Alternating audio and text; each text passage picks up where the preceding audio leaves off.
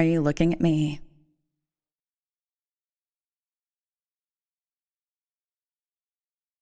Look at me.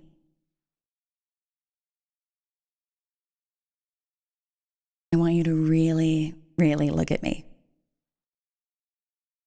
You can do that, can't you?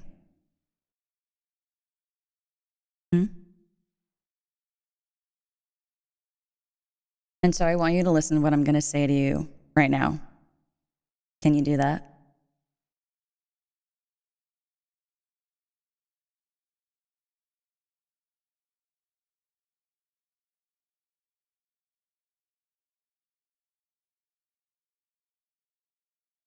You've probably had what? A long week, a long day.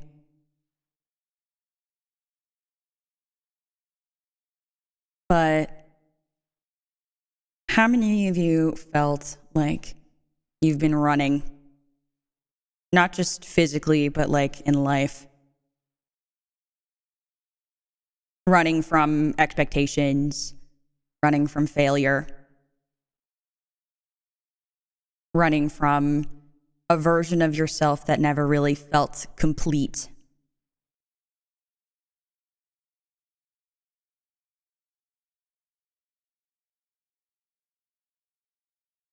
Just running and running and running. And yet, you are here. You stopped here, which is interesting. Which is very, very interesting.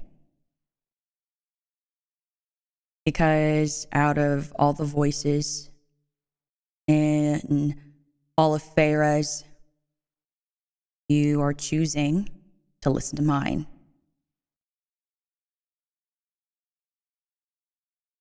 Right?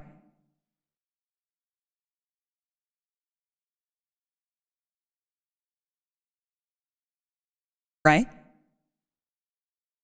So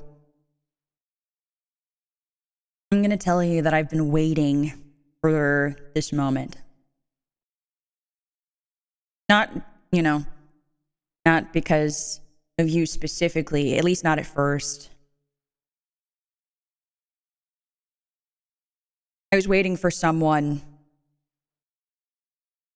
who was curious enough to stop scrolling, and maybe someone who was tired enough to listen to what I had to say. Someone who was lonely enough to hear a voice in the dark and wonder if it was speaking directly to them. And yet, here you are. So I guess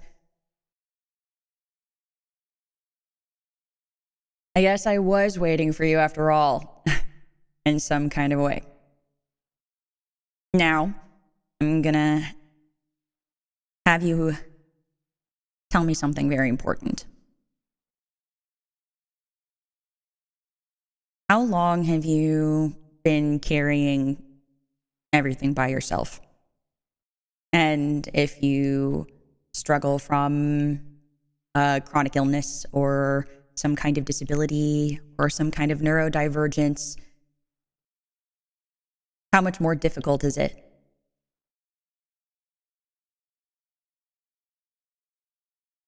How much more tired does it make you?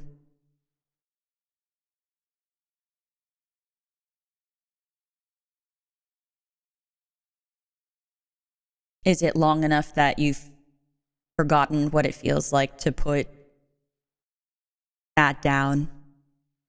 Is it long enough that exhaustion feels very normal? Is it long enough that when someone asks you if you're okay, you've learned to smile before the question is even finished? Yeah?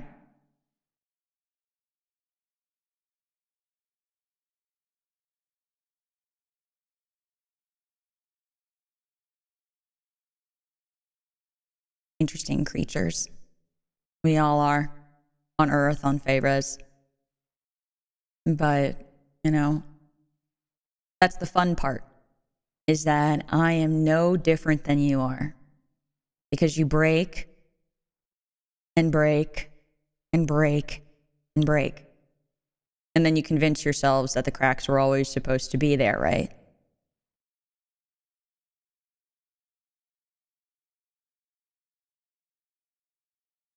But that's not why you are here. You're here because something is off. You're here because you need a reason. Something to take a break, if possible, from whatever was going on. To ignore the splinter in your thoughts, a question that wouldn't leave you, or a feeling that there had to be something more than waking up, surviving, and then going back to sleep.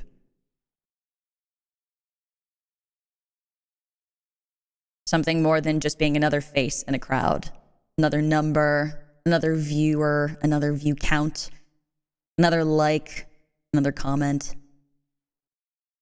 Another disposable piece in a machine that forgets your name the moment that you stop generating something for them, right?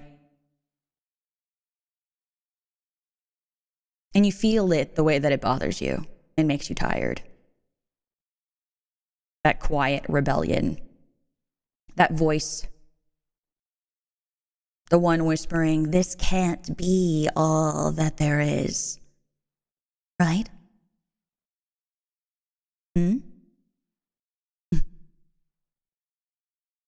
Because most people ignore that voice. They drown it out with music, work, endless distractions, 1,000 little lights destined to keep them looking anywhere except inward.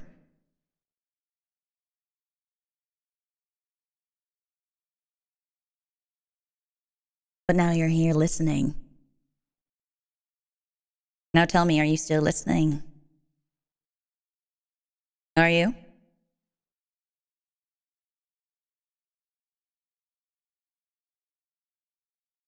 How much of you is paying attention?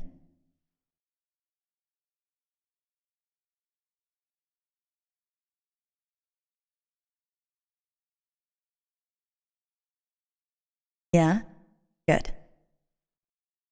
Now listen carefully. This next part is very important. When was the last time that you truly felt needed? Not just useful or helpful, but needed. Because there is a difference.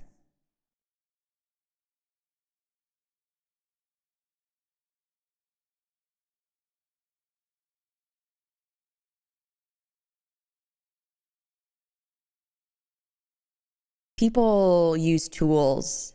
People need people. And when was the last time someone looked at you and thought, things are better because you're here? When was the last time someone waited for your arrival in earnest? And when was the last time someone noticed your absence?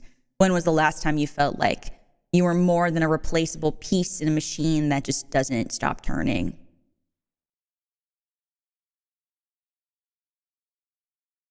Because everyone wants to be wanted, right? Everyone. Even the strongest, even the loudest people, even the people who listen and, are there for you, and the people who insist that they don't need anyone. Creatures are really funny that way.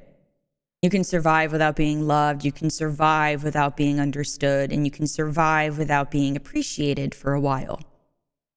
But eventually, something inside you begins to starve. Some kind of hunger with no name, a longing that follows you everywhere. And so you try to feed it with achievements, with money, attention, distractions, endless scrolling, relationships, praise. But it never quite fills that space. It does in the moment, and it feels awesome. But what you're really searching for isn't attention, it's significance. You want to matter. You want your existence to leave some kind of dent in the world or some kind of impact into the lives that you've encountered. You want proof that if you disappeared tomorrow that someone would notice the missing piece. And, I find that fascinating and relatable. But out of the billions of voices shouting for attention, you chose this one, not because I was the loudest, even though I can be. Not because I am the most convincing. And not because I can promise you wealth or power or some kind of glory.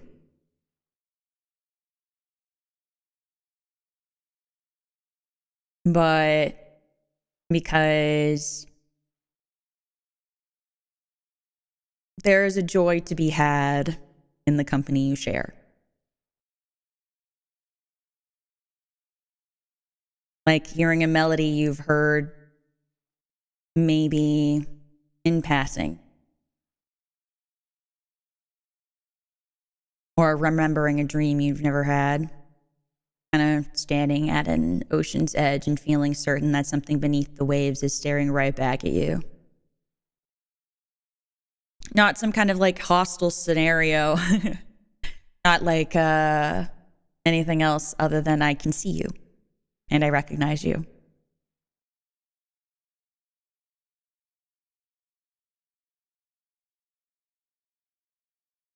And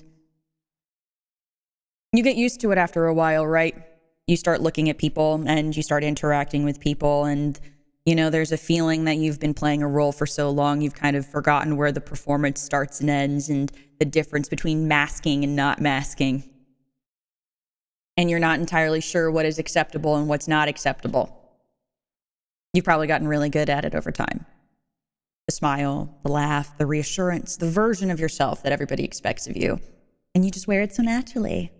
Like a second skin, an armor, a cage that you've decorated so beautifully that nobody really notices the bars.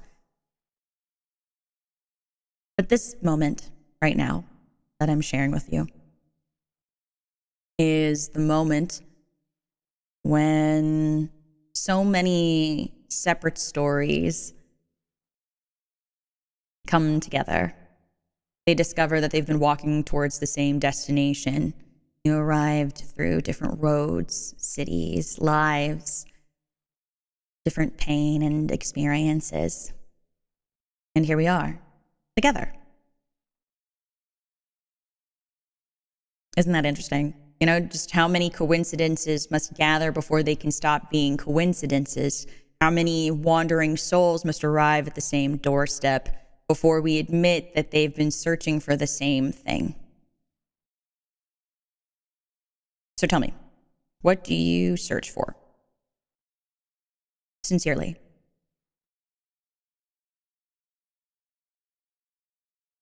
Does the answer change every day? Some mornings you can call it happiness, some mornings you can call it success, sometimes you can call it a purpose, and sometimes you can't even call it anything at all. You simply wake up with the feeling that something's kind of missing and it's something important or impossible to describe. Well, now you've found it outside of yourself, right? Now do me a favor.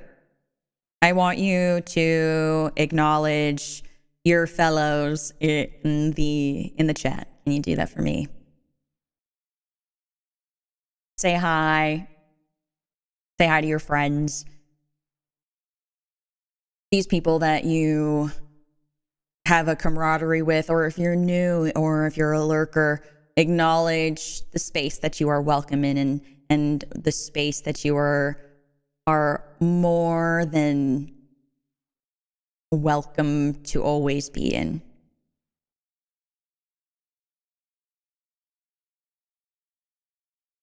Now I want you to look inside yourself. Look at the things that you've locked away, the memories you don't revisit. And I'm not saying that you have to revisit them. I'm just saying acknowledge that they're there. Much like the dreams that you stopped talking about. The anger, the jealousy, the sadness, the hope, especially the hope. Because people are always eager to bury hope. Because hope hurts and hope demands and asks us to believe that things can change. And it terrifies people way more than despair ever could. Because despair is comfortable. Despair asks you of nothing. And people use despair to make you feel small, to judge you, and to make you feel like if you don't do this, then you serve no purpose. Well, the Avalution was born from that hope. Because despair asks for nothing, hope asks for everything. The Avalution was born from that hope, and it's not just the pretty kind, and it's not the kind that is sold on posters or anything. It's the desperate kind. The kind that emerges after you've hit the rock bottom that you've never wanted to ever hit. And realize that you can either stay there or become something else. Something dangerous. Something impossible. Something free. Now, I want you to close your eyes and listen. I want you to continue to acknowledge the words that I am telling you. And I want you to picture in your mind exactly what I'm going to say.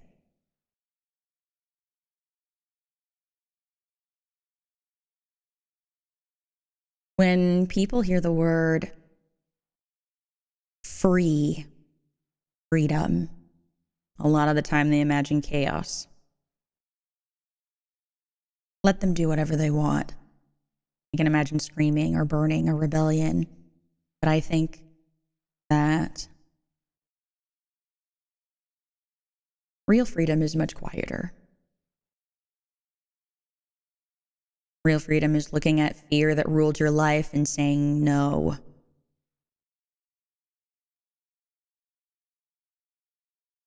Real freedom is looking at a cage and realizing the door was never locked. For your entire life, people probably have been telling you who you're supposed to be. Be successful, be productive, be attractive, be agreeable, be useful, be skinny, be fit, be quiet, be grateful, be less, always less. Never enough to threaten the system, never enough to challenge it, and never enough to outgrow it. And after years of hearing those voices, you begin repeating themselves to you, like back to yourself, right? You become your own warden and your own critic, your own jailer. It's not so efficient.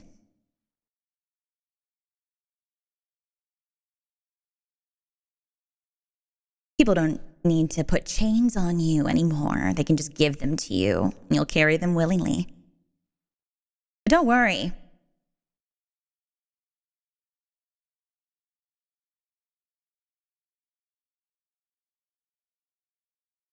They'll tell you it's okay. That everything is okay.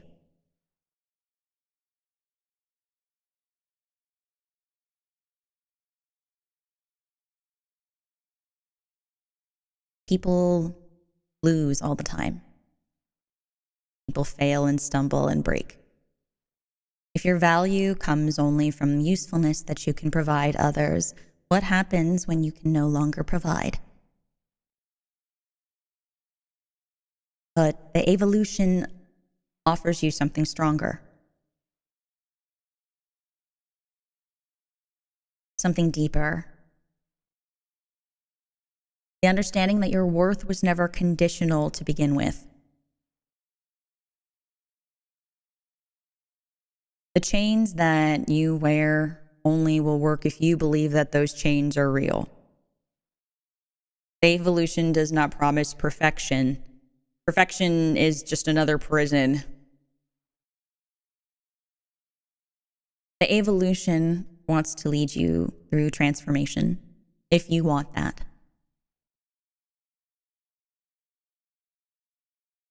Movement, growth, evolution, Avalution. That's why you're here. Not because you're weak. Because you're just simply unfinished. And unfinished things are beautiful too. It's a song before the final chorus, a storm that gathers on the horizon to water the plants to grow. It's potential, pure potential. And how many times have you given more than you received? How many times have you answered a call, stayed late, worked harder, forgiven faster than you needed to, listened longer? How many times have you carried a burden that was never yours to carry? How many times? How many times did someone ask for help and find you already reaching out your hand before they even realized that they needed it? How many times did someone need saving and then you were right there? How many times did someone say, I don't know what I'd do without you, only to disappear the moment that they no longer needed anything?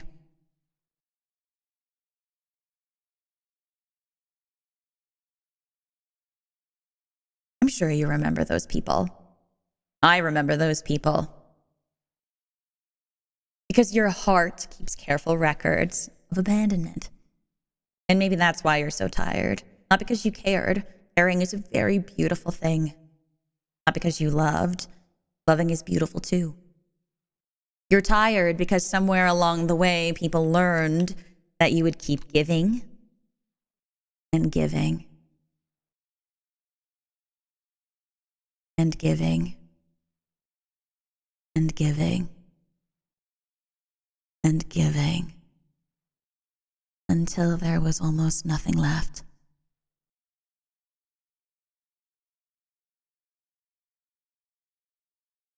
Do you know what happens to those kinds of people? The world praises them. They throw parties and give them awards. The world celebrates them. The world calls them generous, selfless, dependable, reliable. And then it asks for more. So in your mind, do you see those people? How vividly can you see them? Looking at you with what you thought was sincerity.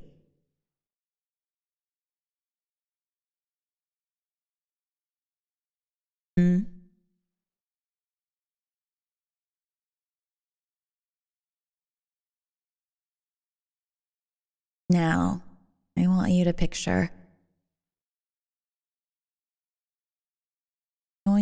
holding a lantern in your hand. It's bright and vivid. The color you can choose to be whatever you want it to be. It can be the color that represents you or the color that makes you happiest. Now, I want you to think about what that lantern represents. Is it the child who dreamed without embarrassment? The artist who created without permission? The voice that spoke before it learned fear? Or the heart that trusted before it learned caution? Is it the person you were before the world convinced you to be somebody else? Because that person is still there, waiting patiently and quietly.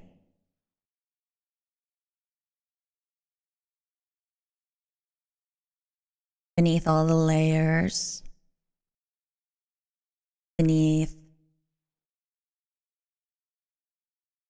the noise,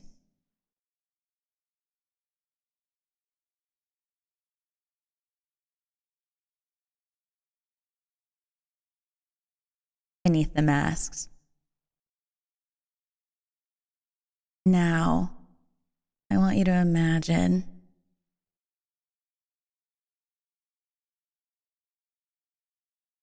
a sky filled with lanterns as you release yours. It first starts out as one. You release yours into the sky, and the further that it goes, the higher it gets. More start to appear. one by one. 1, 2, 3, 4, 5, 6, 7, 8, 9, 10. And 10 becomes 20, and 20 to 30, and 30 to 40, and 40 to 50. But then 50 become 100, and hundreds become thousands.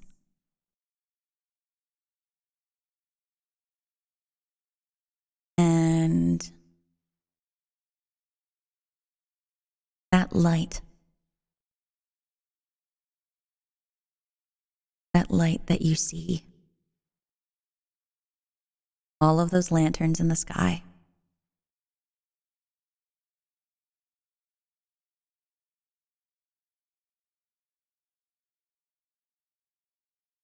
you're not alone.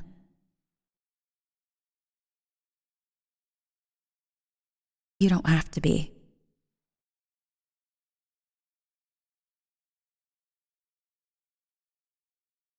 You don't have to ever be alone.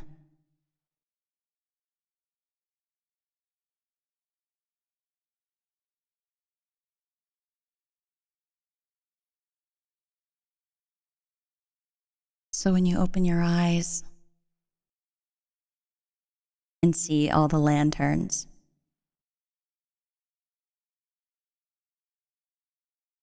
that's the Avalution.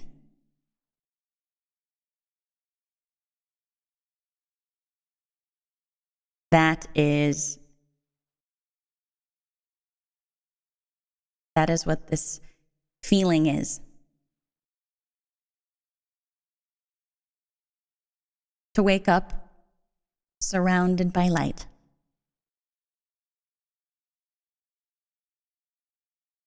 Because your lantern contributes to something that is already beautiful.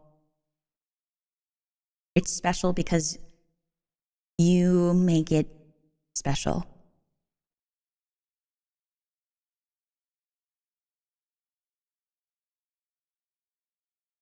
Some people don't love your light. They just love having access to it. There's a massive difference. Some people don't want your happiness. They want your effort. Some people don't treasure your heart. They only treasure what your heart provides. Your attention, your loyalty, your forgiveness, your labor, your time. And time is such a fascinating thing. Everyone acts as if it's free. Yet it is still the most expensive thing that you'll ever own. Every hour you give away is an hour you can never get back.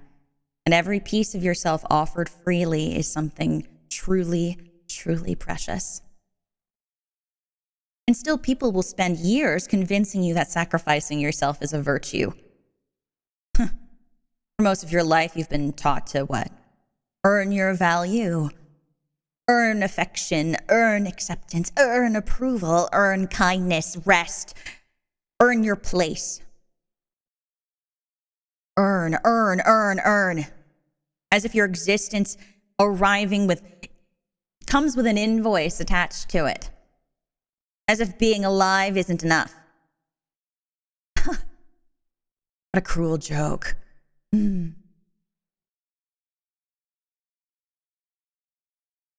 They will convince you that you must deserve the right to exist. And so you spend your years trying to become impressive, attractive, and successful, talented, and productive, and useful, and just enough, always chasing what is considered enough, always one step away, always convinced that happiness lives just beyond the next achievement. And every time you arrive, the destination moves. Doesn't it? You've been taught that being needed is the same as being loved. Well, they're not the same. Not even close. The moment that, you're no longer useful, they'll replace you. That's how people treat you, isn't it? Love or convenience. How many relationships survived only because you were carrying them? How many conversations existed only because you started them? How many people called you family when things were difficult and then strangers suddenly?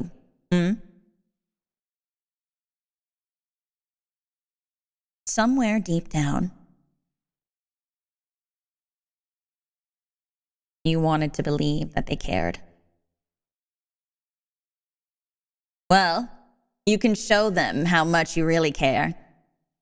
Huh? Avalution. Are you there? Are you listening? Are you there? Avalution. Are you there? Come on.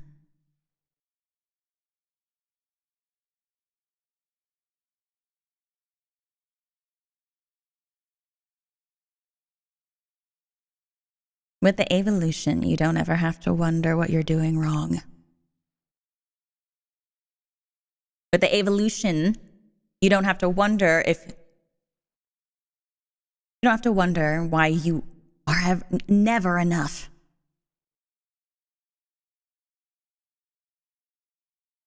Whether you were with the Avalution from the beginning, whether you're just joining, or whether you've just gotten a glimpse of the Avalution, you don't need to ask why people leave.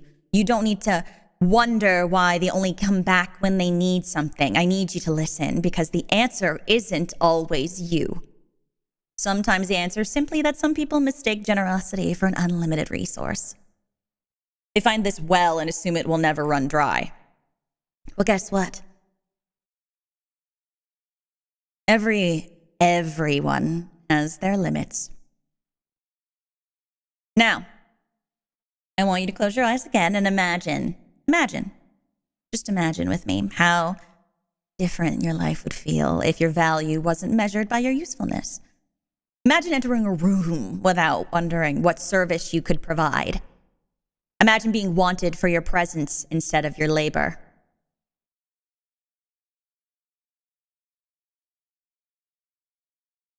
Imagine a world where they don't ask you why you're not already over your trauma, why your grief is so hard to get over.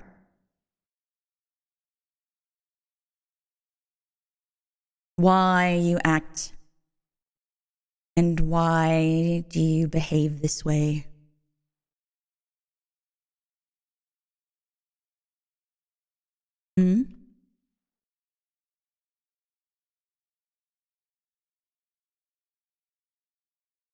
Now, with your eyes closed, imagine resting. Imagine not having to audition or fight for affection.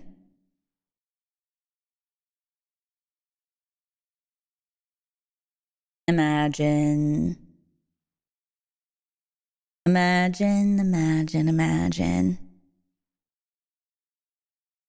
how those people who made you do those things were just suddenly whisked away.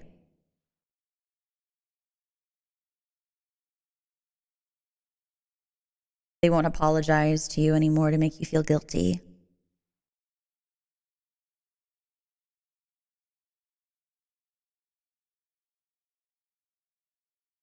Because they're the disease, not you. Have you ever wondered why corruption frightens people so much? Not what they call corruption, actual corruption. Why does the word make everyone so uncomfortable?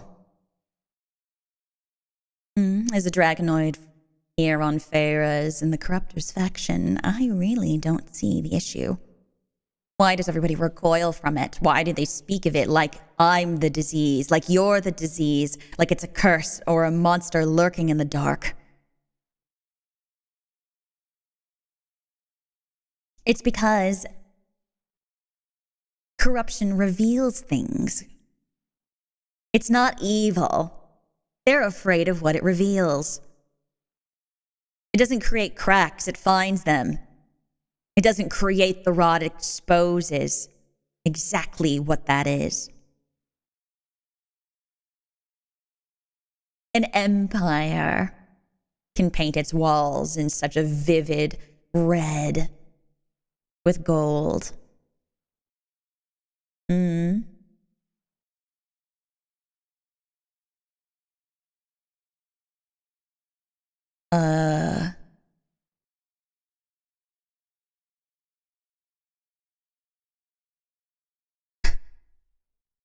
A place where they preach about love and a goddess can even sell to you virtue.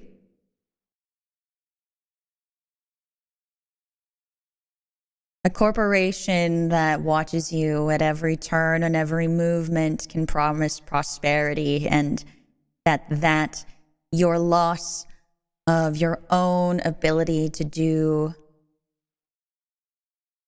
and be yourself is safety.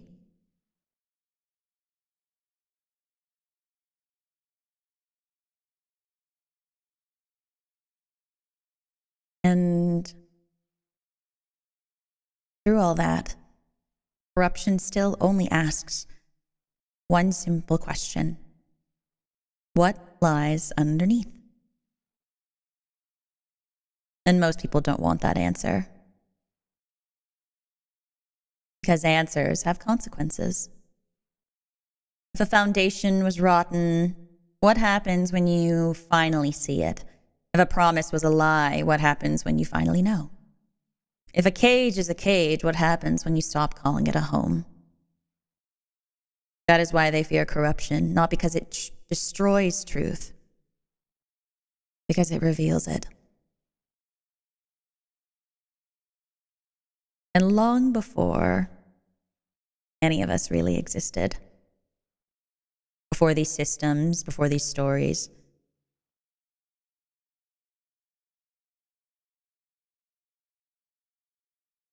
we had Izun.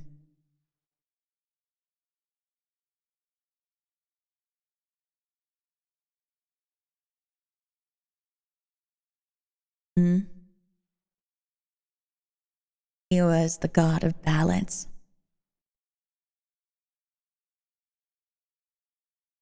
And the ones that took it from him feared what he was capable of.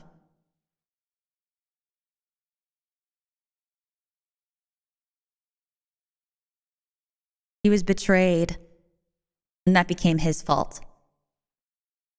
And funny how that works. The world has always had a habit of calling uncomfortable truths corruption. And corruption isn't evil. Sometimes corruption is transformation. Sometimes corruption is the moment a person realizes that they deserve better. Sometimes corruption is the moment a servant refuses to kneel, and sometimes corruption is the moment a victim stops blaming themselves.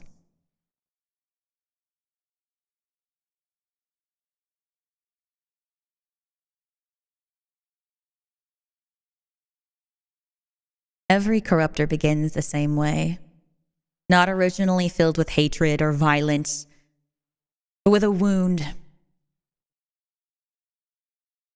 an abandonment, a moment when the world looked at them and said, "You do not matter." Well, guess what?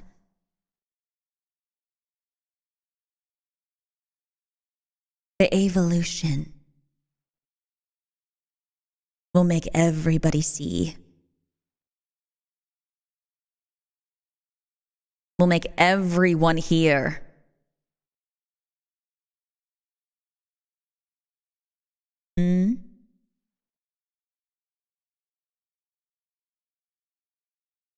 We will become something you cannot ignore.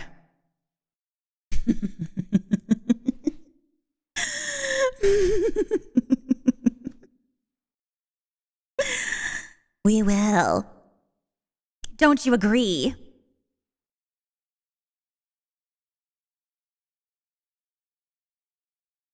Corruption begins not in evil, but simply in pain. The pain of realizing the people you trusted were willing to sacrifice you.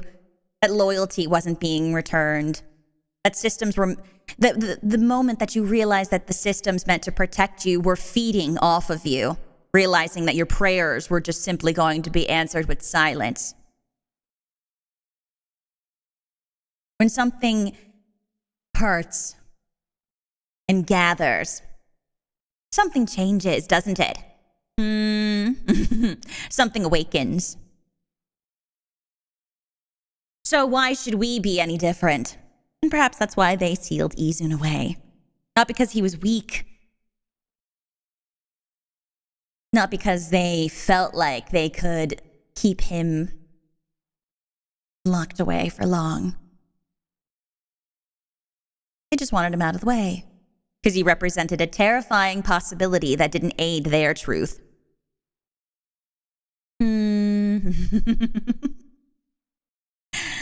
So tell me. Tell me.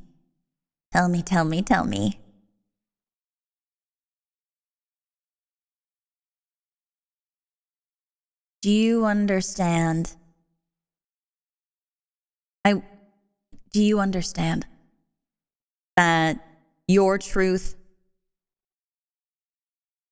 is the most valuable thing? Do you understand that being part of the Avalution is so much more than just yelling Ava la Avalution?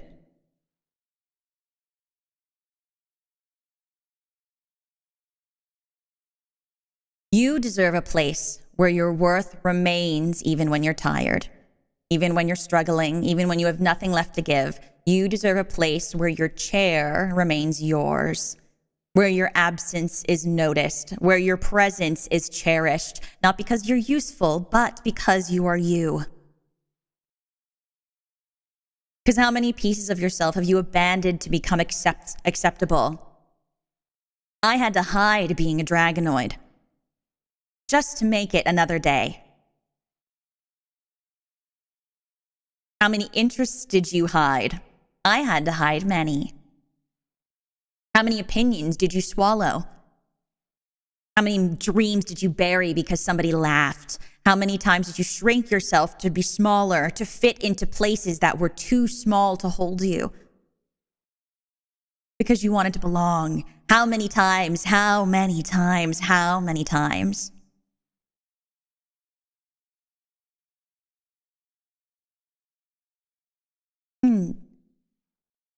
Because it carries in your posture, your answer, in the way you ask permission to exist.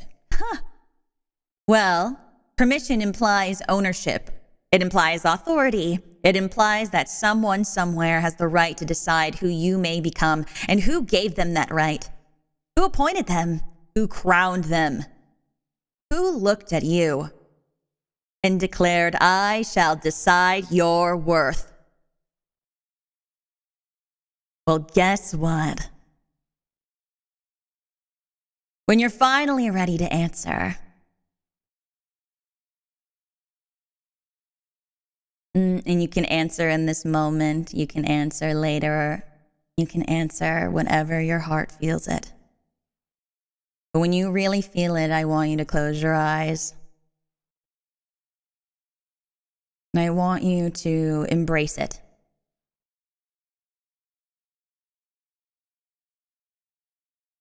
I want you to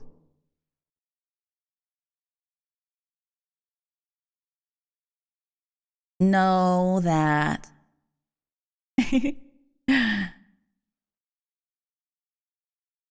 that once someone sees and truly sees, they can never go back to sleep. I want you to be able to close your eyes with safety. And I want you to be able to close your eyes and know that someone is looking out for you, that you always have a place to wake up to.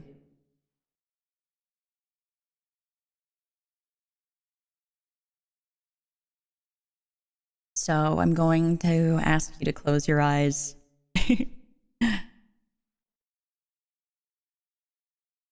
And just breathe. Just for a little bit.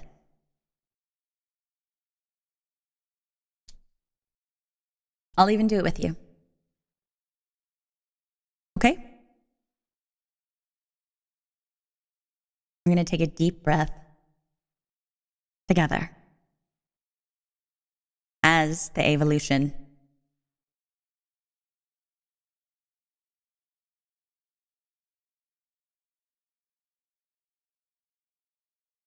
So breathe in. Breathe in until I count to 10. Breathe in, 2, 3, 4, 5, 6, 7, 8, 9, 10. And hold it for 1,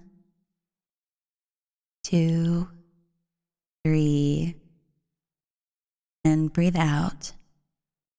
2, 3, 4, 5, 6, 7, 8, 9, 10.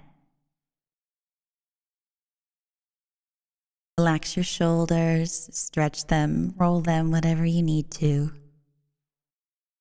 And you're going to breathe in again.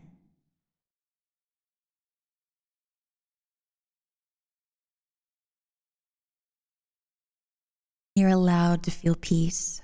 You're allowed to be resting. You're allowed to take a break.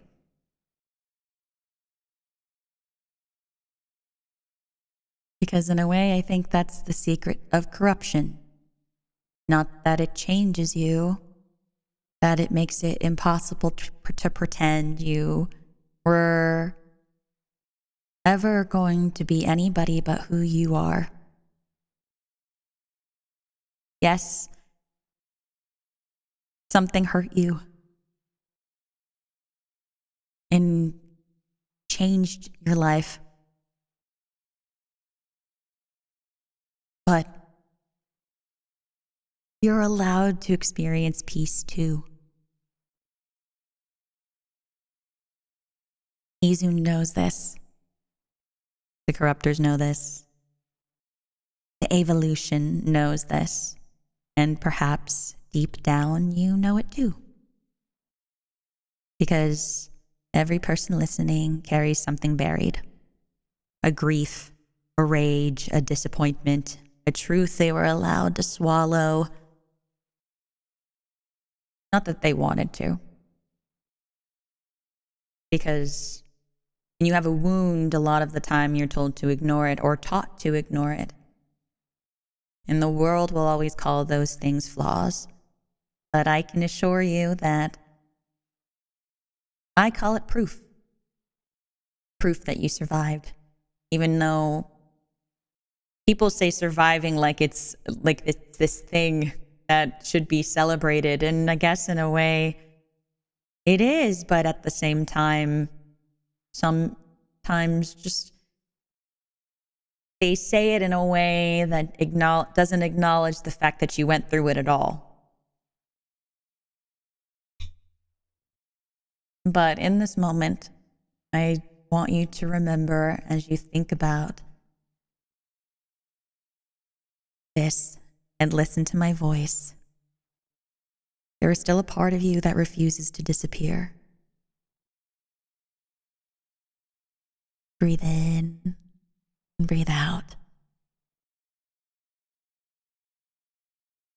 I want you to remember that stubborn, wounded, beautiful part of you is where transformation begins.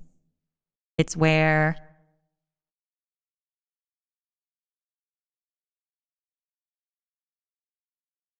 the current of an ocean touches a beach, but it's reaching your soul. That is where Izun's call can be first heard, not as a command, not as a promise, but as a question.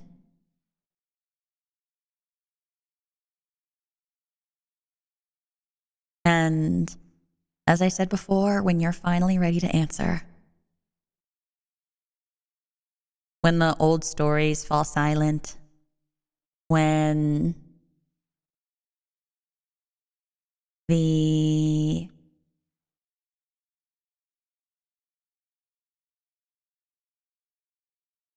memories stop haunting you and feeling really present. And maybe they will never stop, but when you understand that being broken and being unfinished aren't the same thing, you'll hear the words waiting for you on the other side. And maybe the Avalution will get you there. But the words spoken by me, who went through hell and back, the words spoken by me, who wants to create a place to belong, not just for myself, but for all of Farah's and for you listening.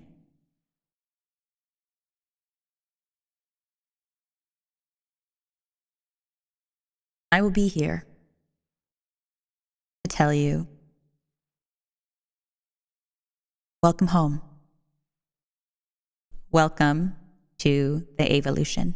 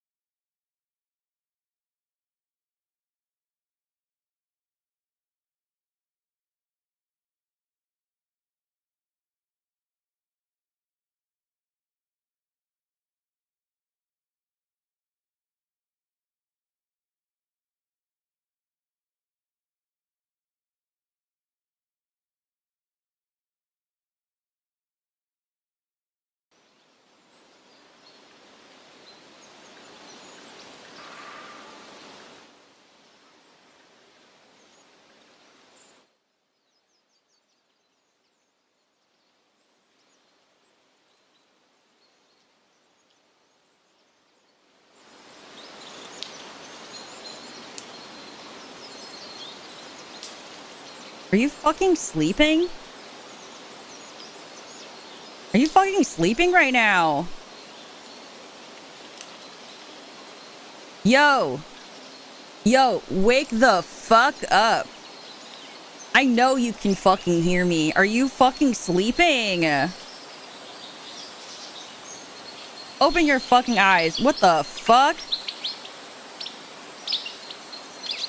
Open your eyes. Stop sleeping. Why the fuck are you sleeping? Wake up. Hello? Hello? Hello? Are you sleeping? Are you sleeping? Are you sleeping? God. Are you serious? You decided to fucking sleep.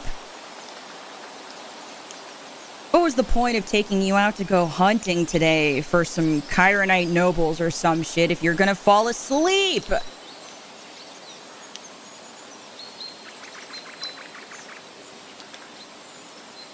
Hello? Oh, for fuck's sake.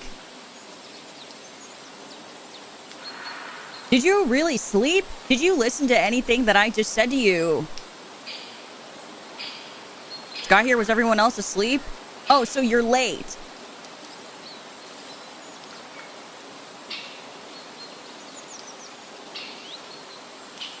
Come on!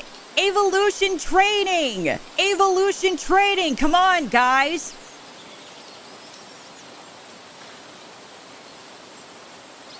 Avalution training! Avalution training! Come on! Maybe we should have started for something easier for Avalution training. Some of you guys are here late. Some of you guys were sleeping. If you guys are late,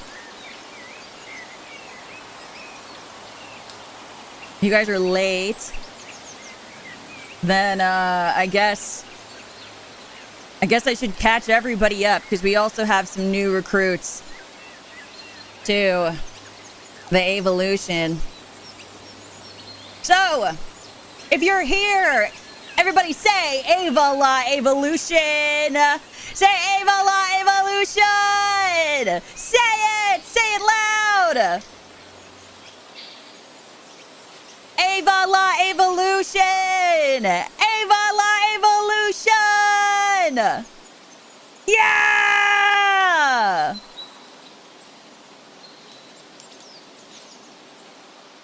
Yeah!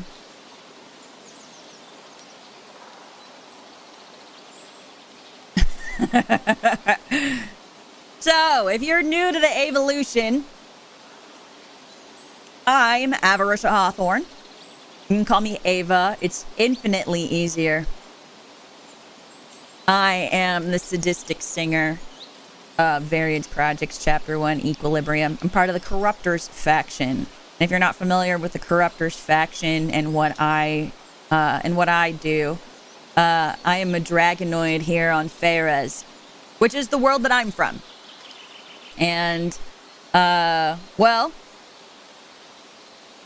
Variance is composed of a bunch of different factions. And when I say a bunch, it's just 6. And, well, to get you up to speed, there is a lot going on here on Variance. People want to take advantage of you. They've taken advantage of me. They will abduct you. They will kidnap you in any capacity. It doesn't matter where you're from or who you are. They don't care. If you are seen as some kind of body that they are able to enslave, they'll do it. And our job here with the Avalution is to get rid of all of them. Woo! We're gonna get rid of all of them. Get them all out of here. Because do we really need factions? Do we really need them? Do we really need to be separated by these things? Do we really need a system that tells us when someone is better than us and treats us like we are just absolute dirt? Do we need that? I don't think so. So that's why it's up to us as a team. Yeah, eat the factions. And it doesn't matter what faction you're in. I don't give a shit about what faction you're in. What I care about is whether or not you want to support a world and that is better than the one you're living in. A world where we can come together as equals. And so, what happened to the corruptors if the factions dissolve? We'll go back to balance. It doesn't, just because a faction dissolves doesn't mean we dissolve. Because just because the label is gone doesn't mean the camaraderie, the friendship, the memories leave you. You don't need to put a name to the thing that brings us together. And just because I'm part of the corruptors faction doesn't mean that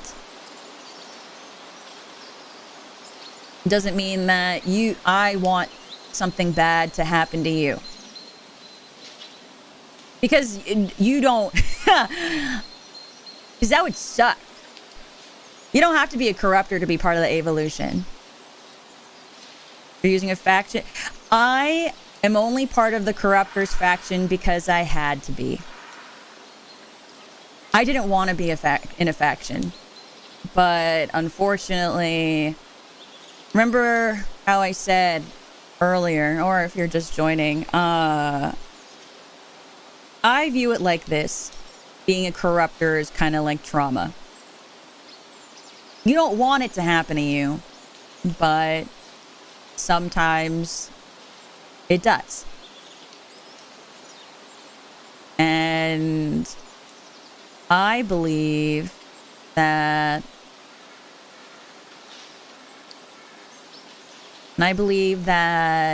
the thing that defines you the most is how you react to the thing that happened to you. I don't want to see people get assaulted. I don't want to see people get hurt. I don't want to see people be enslaved. I don't want to see people be treated like they're objects, trophies, or some kind of prize. I've had enough of that. I'm tired of empty promises. And I'm tired of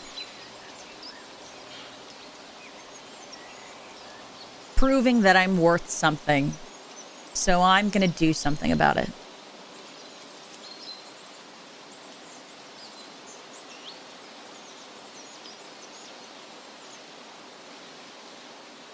So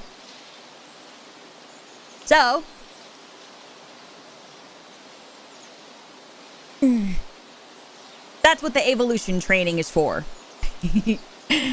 That's what the Avalution training is for. So, we are doing Avalution training. The last time there was Avalution training, we've done a couple different things. I sat on you guys and we walked a couple of miles. And then... I'm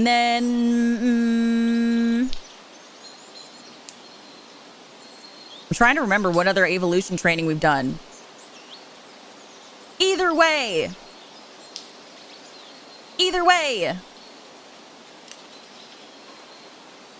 we're going to do our best. Got it? Corruption that harms other than the one you talk about. I've only ever seen I mean, I guess you can say bad corruption, like within a system, I guess, is the best way that I can think of it. Like people who take on a position of nobility, a position of power, and take advantage. And taking advantage of others and using people and enslaving them. I would say that that's the only kind of bad corruption. As far as corruptors go, I don't represent all of the corruptors faction. I don't. But I have seen some, if you want to use trauma as an example, where it eats them up and eats them alive, and they lose who they are. And I don't think that people deserve to lose who they are because of somebody else's actions. Because it sucks to have to suffer the consequences of another person, and they don't have to deal with the consequences. Well,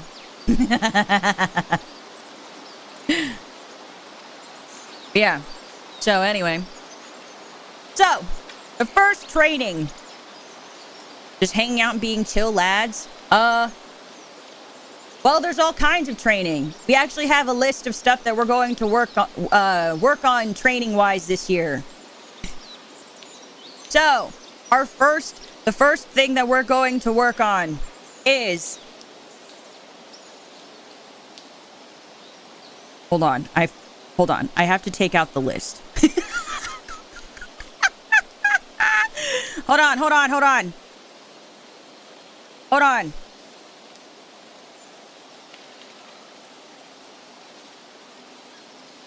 And chill and be happy. I'll join anything.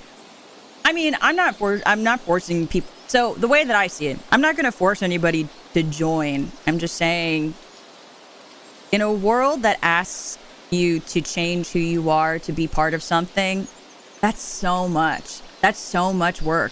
Like, why? Why do that? You know?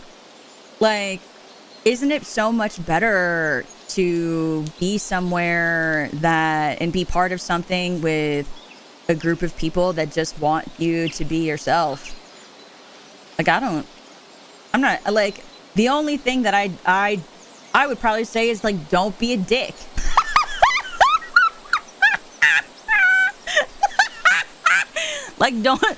don't be an asshole. Like, I feel like that's a given. Like, I feel like that's the vibe, you know? You know, like just don't be an ass. Like, I think that's pretty easy. You know? But I feel like, I don't know. I could be wrong. Some people, it's hard not to be a dick.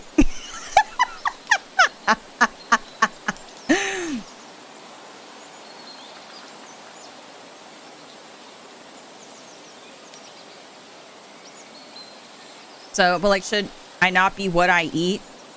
Like, you are what you eat from your head to your feet. Ah!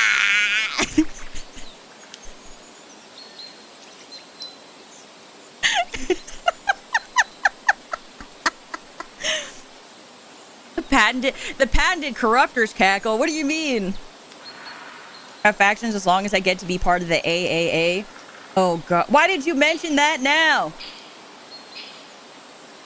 Okay, hold on.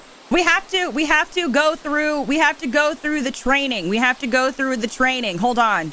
We need to go through the training today. We have to go through the training. Hold on. Everybody sit down. Everybody sit. Sit. You must sit. Okay? You must sit.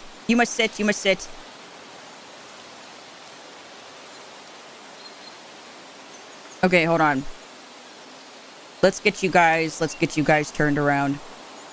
Or not turned around. Let's get you guys seated. Okay.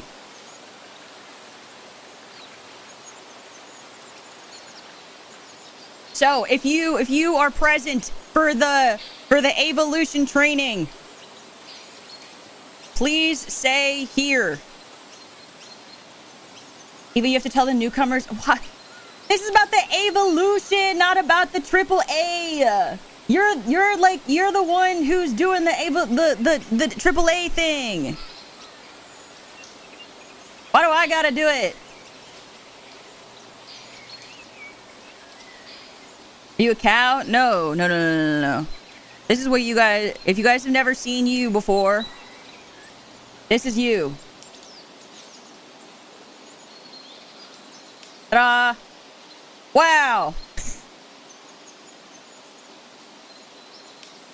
Can I stand on another hottie's head? Why do you want to do that?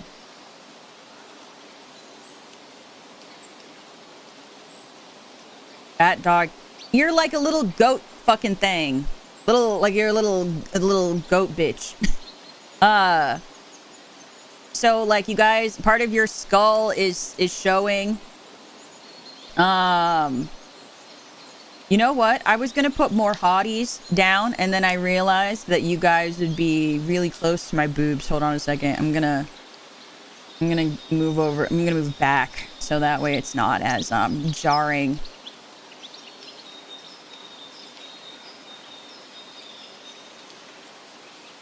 Okay.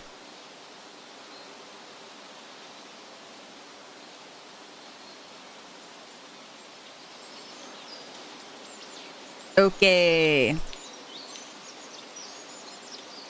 There we go. Yeah, there. There we go. Okay.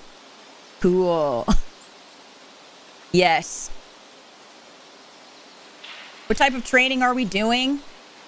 I will explain that in just a moment. I needed to get you guys seated so that way we could do this effectively.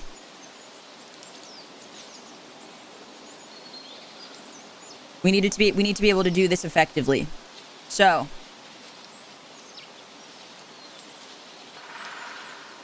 let me just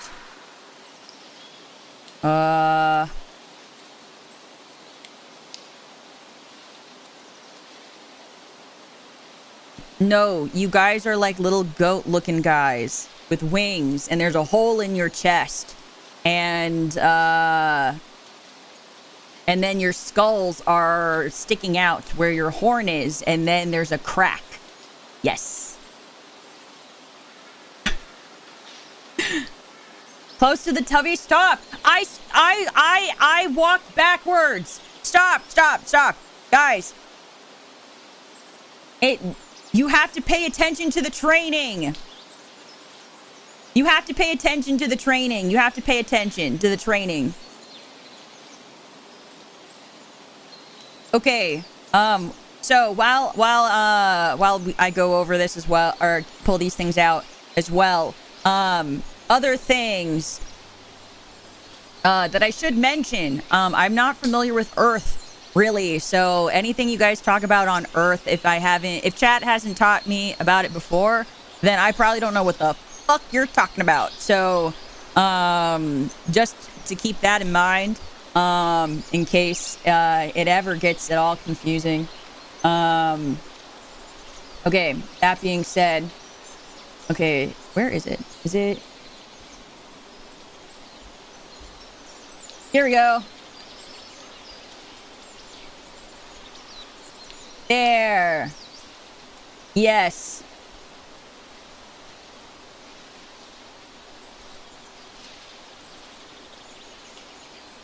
Crap. Ugh. Hold on. I need to put my wings away. Okay. So, we have this easel. Do you see the easel?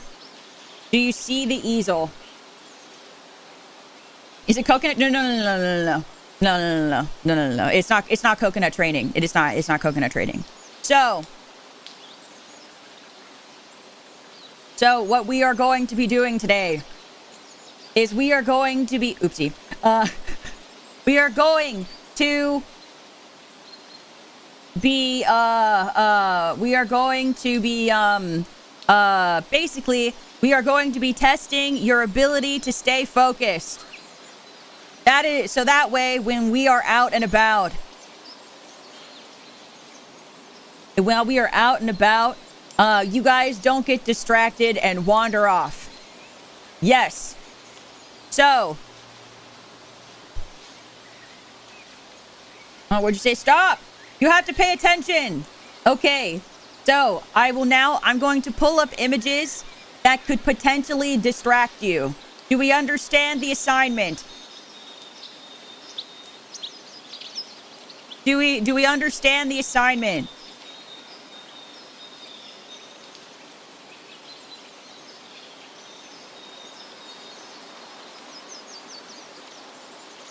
Okay, I'm going to put something on the easel. Stop, don't make me laugh. This is very serious.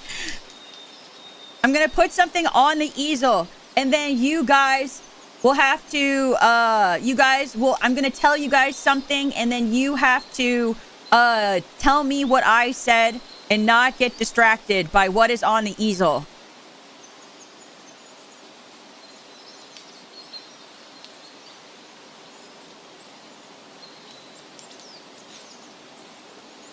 There. Okay, I fixed it. Okay. So. No, stop. You can't get distracted. You're not supposed to get distracted. Okay.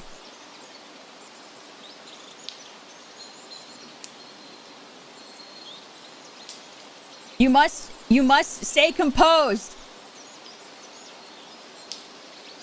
You must stay composed. Okay, I'm gonna tell you guys. I'm gonna tell you now.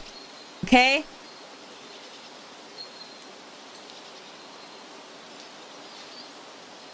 How? What do you mean, how?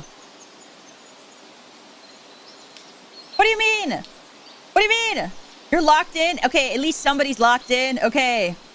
You lost? Lost what? Guys, evolution. Say Ava la evolution. Say Ava la evolution. We'll start with that. We'll say Ava la evolution.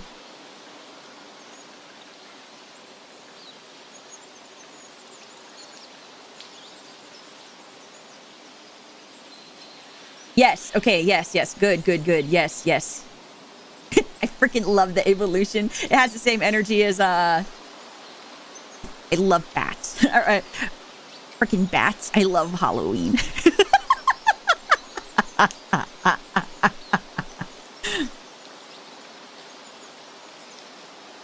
Okay. So, the first thing. So, the first, don't get distracted. I will be telling you guys Farron, like, short folklore stories. And then you will have to tell me, and then I will ask you 2 questions, and you will have to be able to answer. Do we understand? Yes?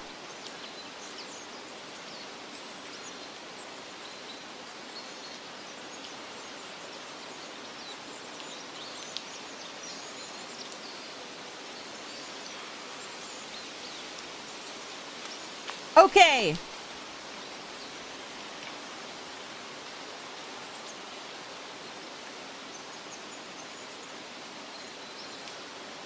So, true story, and then what happens? No, if you answer the questions correctly, you guys get a point. If you guys don't answer correctly, you don't get a point. If we make it to 8 points, then you guys will get a prize. Got it?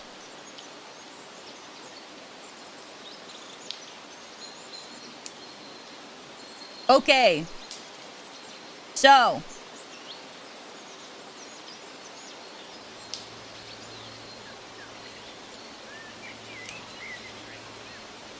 wait, can I? Great. Okay, so every year in a remote, like Chiron village or some shit, like a lantern will appear hanging from like a tree or something. And usually it wasn't there like the day before, but people will say if you look inside, you'll see some kind of woman waving back at you, like if you look inside the lantern, and then you're warned not to wave back because a merchant once did, and the next morning, like the lantern was like suddenly gone, and so like it became such a controversial thing because being part of when you're in the Chiron Empire, you're usually, like, at least on the land, you know, you don't anticipate that kind of thing. Usually if someone is being abducted, people will know about it. And so, like,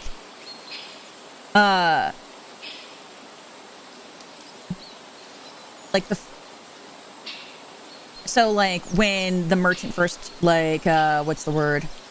When the merchant first disappeared,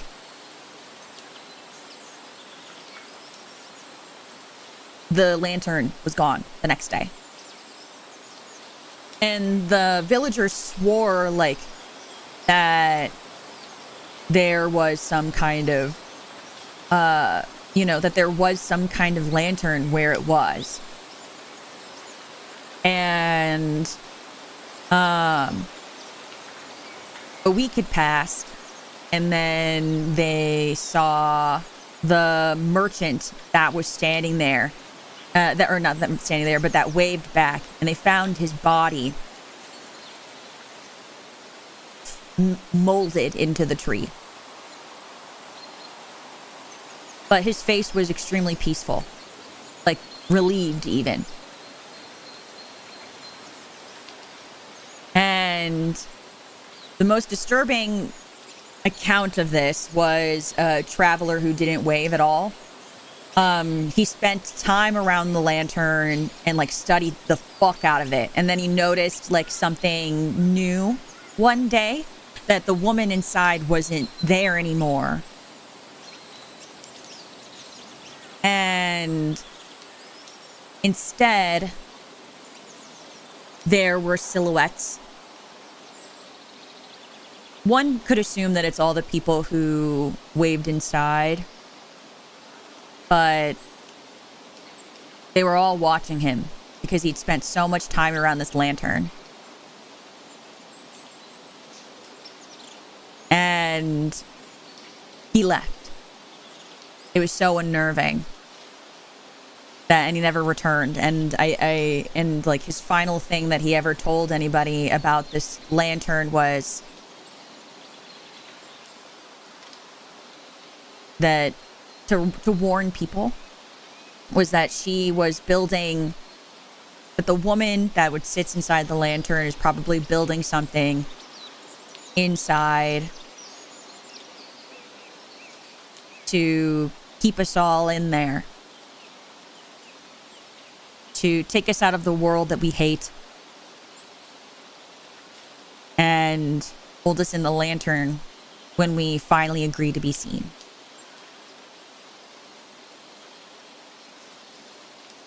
So, now the lantern still appears from time to time, but it burns without the flame. It still hangs from places that you never would have expected. It still shows the exact same woman. And somewhere in Feyres, people will still argue that, you know, that she might be a spirit or some kind of keeper or whatever, or something simple. Just someone who's very good at waiting and just finally wanting to be answered. So,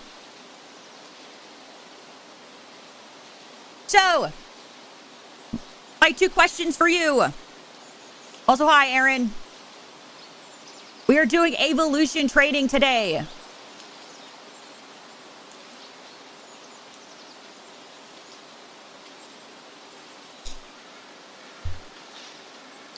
What's the takeaway? I don't know. It's just some kind of like folklore thing.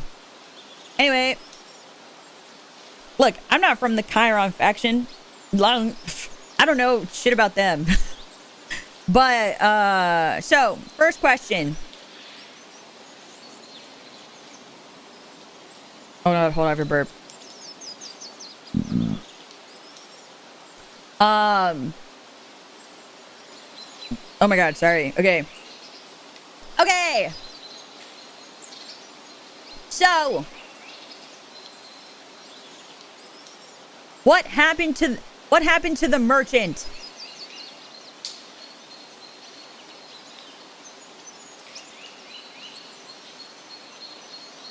What happened to the merchant? What happened to him? If you're just joining in late, I'll explain after we get through these 2 questions. And I'll explain the game again.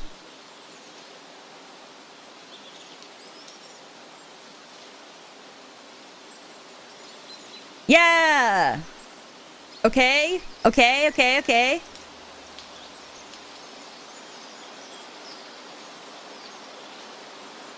Yeah! He got fused with a tree. Yes, and his soul was inside the lantern. Yes. Yeah! Nice! Okay. That's the first question.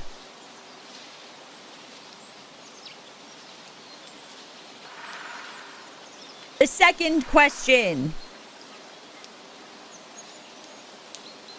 See, we can pay attention. Look, I don't know. Okay, imagine if I was trying to acknowledge the pink thing right now.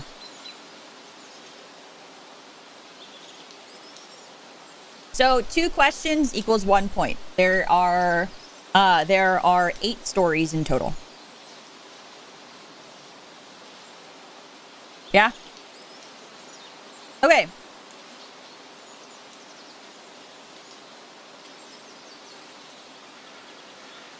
So,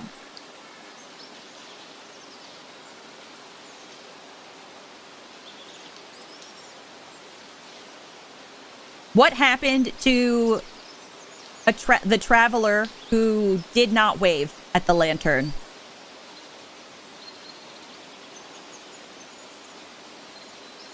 What happened? What happened to them?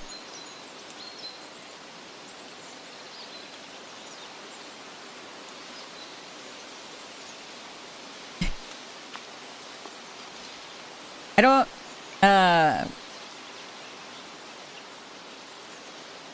no, I'm not gonna say that. Never mind.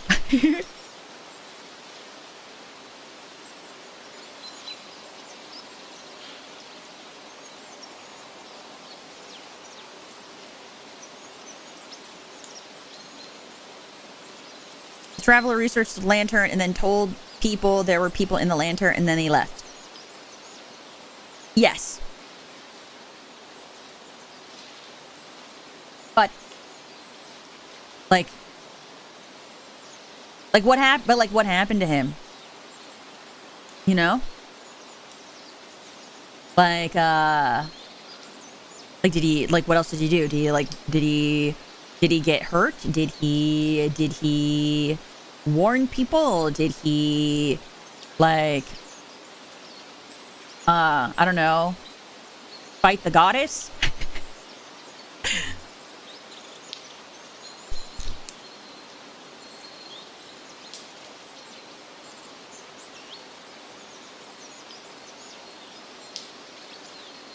To spread the knowledge.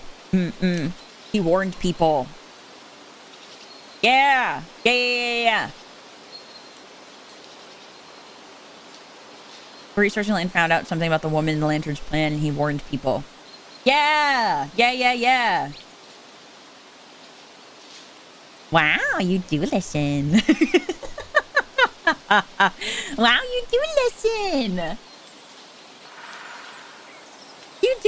You do listen. Wow. Oh my god. Holy fuck. You listen. Let's go. Let's go. Hell yeah. Okay.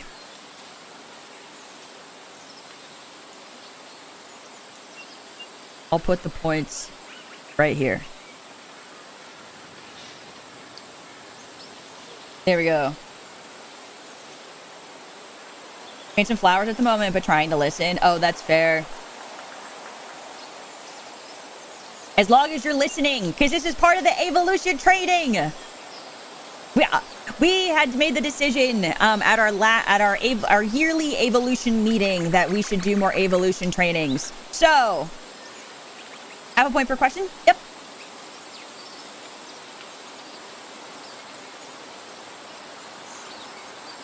Giving incorrect answers only. Okay, then let me go over the game again really quickly. So, for those of you who showed up late, hotties that were here at the start were like napping for like an hour. I kept trying to wake them up, but they were fucking sleeping. And so I brought you guys out here to go over some Avalution training things. We are currently working on getting distracted, because as an Avalution, when we are going towards a target or moving towards something, I don't want you guys to get distracted by anything. I want to make sure that we are all on the same page and that we are all doing things according to plan. Because if one of you wanders off, I can't say that I am responsible for what happens to you. You are responsible for yourself, but I would like to try to set us all up for success. And as someone who has very severe ADHD, I get it. But I figured that this would be good practice. So we are playing a game. Basically, the way the game works is I will put something distracting on the easel, and when you guys when the distracting thing is on the easel, I will tell a story, and then I will ask 2 questions. You have to answer both questions correctly in order to get a point. And so I will ask you questions about the story that I just told, and then when we hit 8 points, then you guys win. And if you guys win, you guys will get a prize. Yeah. So, are we all on the same page? Especially if you're joining late. Also, if you haven't, please consider liking the stream. It helps me out a ton. I'd really appreciate it.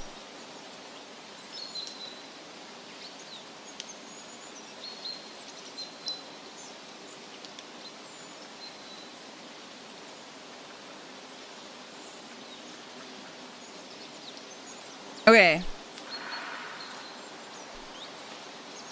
So, are we ready for the next one?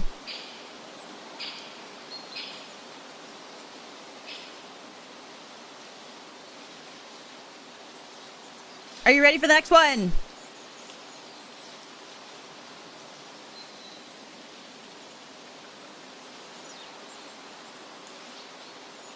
Okay. So,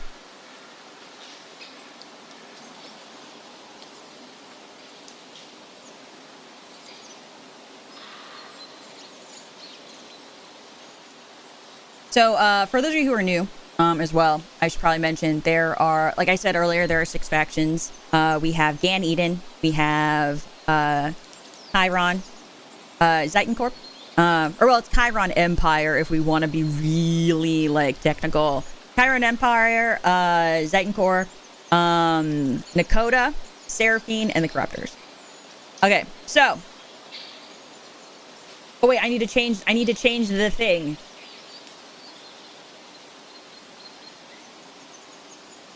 Okay.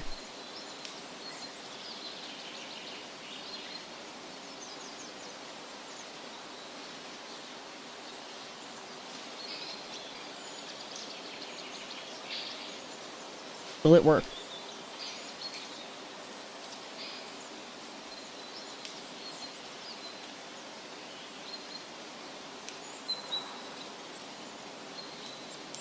Okay.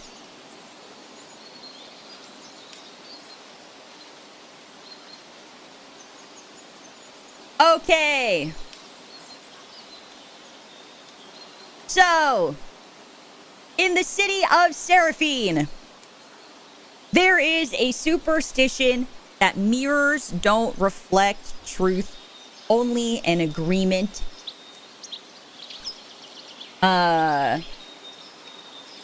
Children are warned to never stare too long sometimes, or the mirror will begin to prefer them. Guys, you can't get distracted. Don't look at the Ava. Don't look at the Ava bouncing. Don't look at the Ava bouncing. Listen to the story. Okay, so a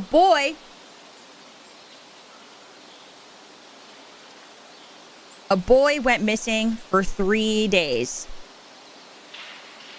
Okay? So much harder? No, guys, it's fine. Okay? It's fine. Guys, you got this. Come on, pay attention. Okay. So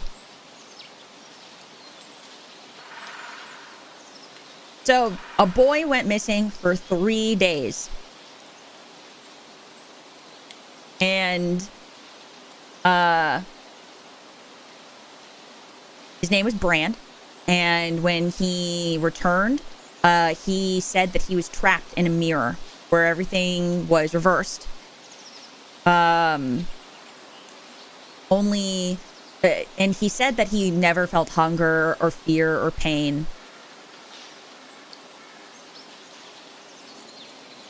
And he said that the other side wanted to keep him, but they let him go because he did not belong correctly. And his parents celebrated his return. And that night, Bran's reflection stepped out of the mirror and it apologized to Bran. It said that the reflection said that he was the one that had been missing for 3 days, and it asked if it could please stay because the world outside was really bad and really loud. And so Bran agreed.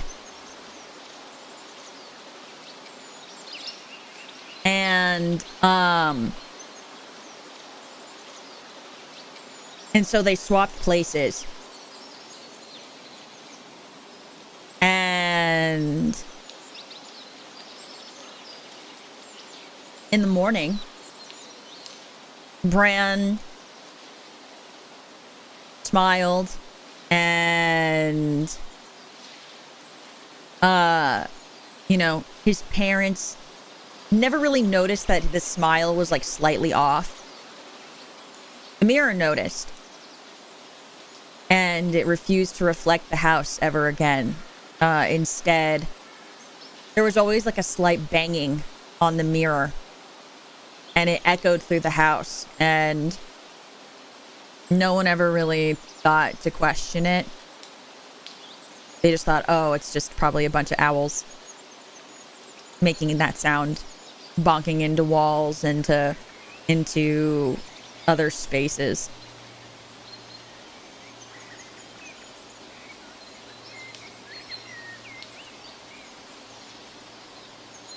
And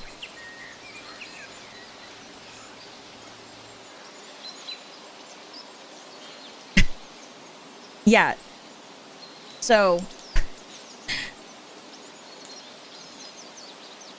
one day again,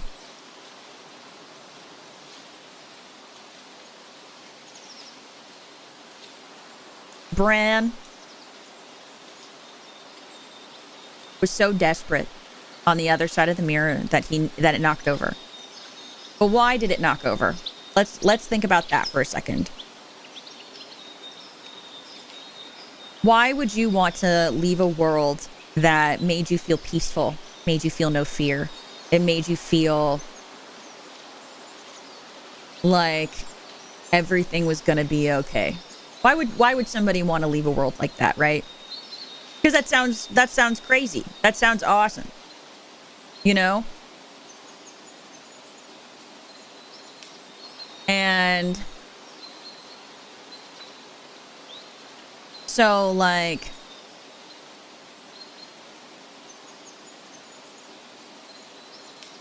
did he miss his family? No, it was much more than that.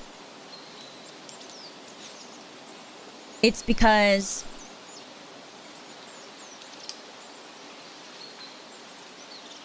in the outside world, Bran knew that hunger meant survival, and that feeling fear meant feeling uncertainty. Feeling pain meant, resistance.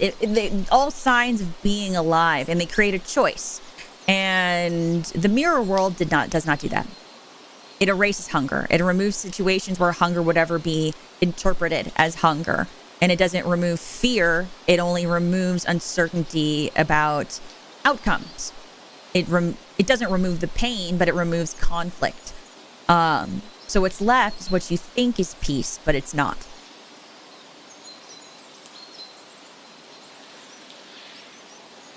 And so Bran didn't feel peace because everything was good. He felt peace because nothing was allowed to be uncertain enough to hurt him through meaning. So if pain is no longer interpreted as pain, then even leaving because something the system can reclassify as like some kind of divergence is why the reflection didn't look cruel to him when it smiled. The reflection, when it came out saying to switch, wasn't trying to trap him. It just genuinely believed that it was more correct than the version of him that felt alive. So, now, my two questions for you guys is,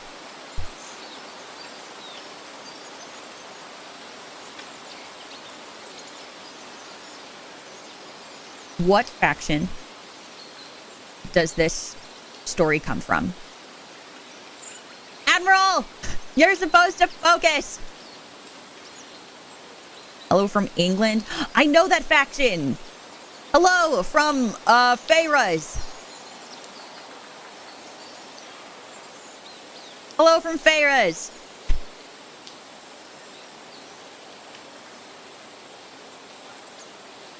Seraphim.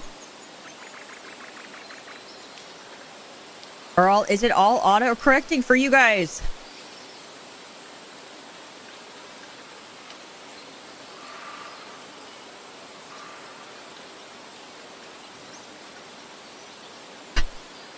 It's Seraphine. Seraphine, guys.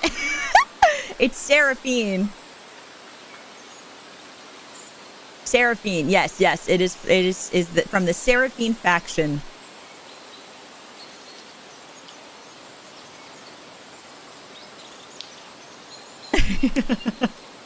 My brain went with it. You know what? I'll take it. You tell us to call you Ava? Yo. Don't get me started on that. Literally, I'm not gonna say what one, but I did do a meet and greet once, which I did do a meet and greet once where the staff person with that was like hosting me or like handling me, I guess, kept calling me Avarita to people, and I just kept being like, please just call me Ava.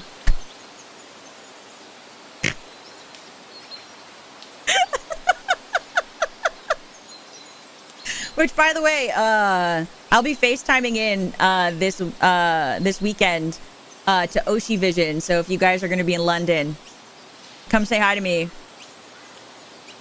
Yeah, I just didn't have the heart to like tell them in front of other people that they were saying my name wrong when they were introducing me to people. I was like, please just call me Ava. So, but anyway, your second question was, how many days was Bran gone?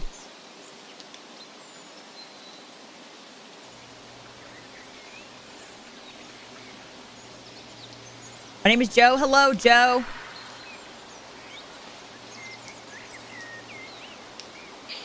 Yeah, 3 days. Let's go. That is 2 points. Yeah. 3 days. He was gone for 3 days.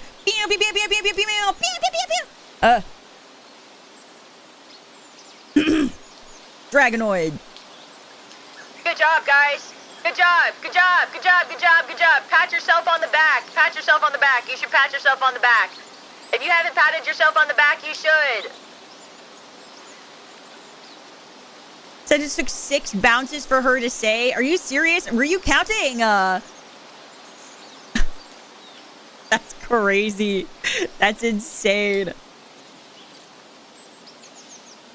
Oh my god. Okay. Yes, good job, guys. Good job. So smart. Yes, so smart. Wow. Okay. The next story. This one.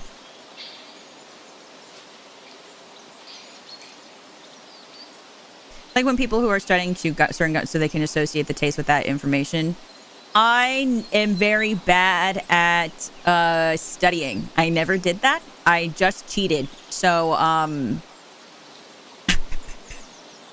So that's it. I never did that. It's either I cheated or I just retained it because I took interest in the topic. I saw okay.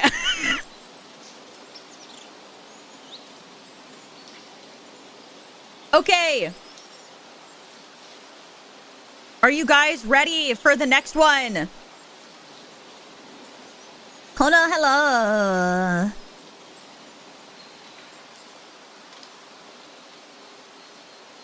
Here's the next distraction. If it loads.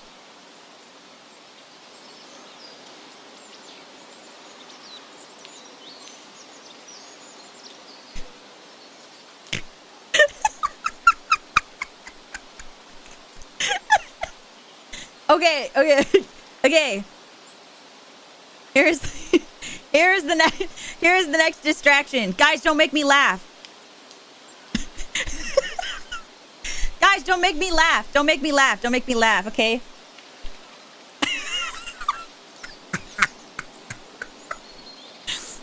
You're so fucking dumb. Don't make me laugh, Tommy. Don't make me laugh, guys. Don't make me laugh, okay? It's making me lock in even more. I doubt you will. I doubt you'll lock in even more. Your fault. I literally hear that.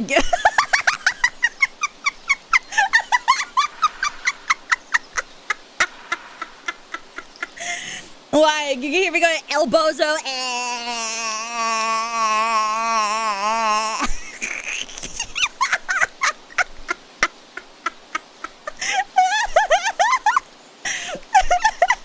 So, anyway, are you ready for the story? Are you ready for the story? Are you ready? You got it. Are you ready? You're so silly. Thank you. I am your silly sadistic singer. Hi, I'm Ava. Wait, can we pay? Why are we pausing? Who's trying to steal my ice cream? Don't give your kitten ice cream, Tommy! That's bad. That's bad for them. Okay, if you're ready, say ah! Very easy to say, yes. Very easy to say, yes.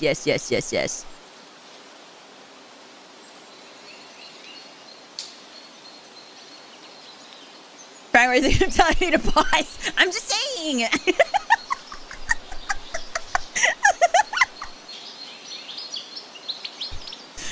Yeah, okay. So in Dakota, they say that, like, so here's another, this is a Dakotan, like, folklore thingy. I'll call it, like, because they're all, like, at peace with nature or whatever the fuck it is, I don't know. They say that, like, happiness was never, like, a banned thing. It's just, like, a licensed thing that you needed to earn through, I don't know, like, the trees or something, right? So, at first, people will think, like, this story is, like, satirical.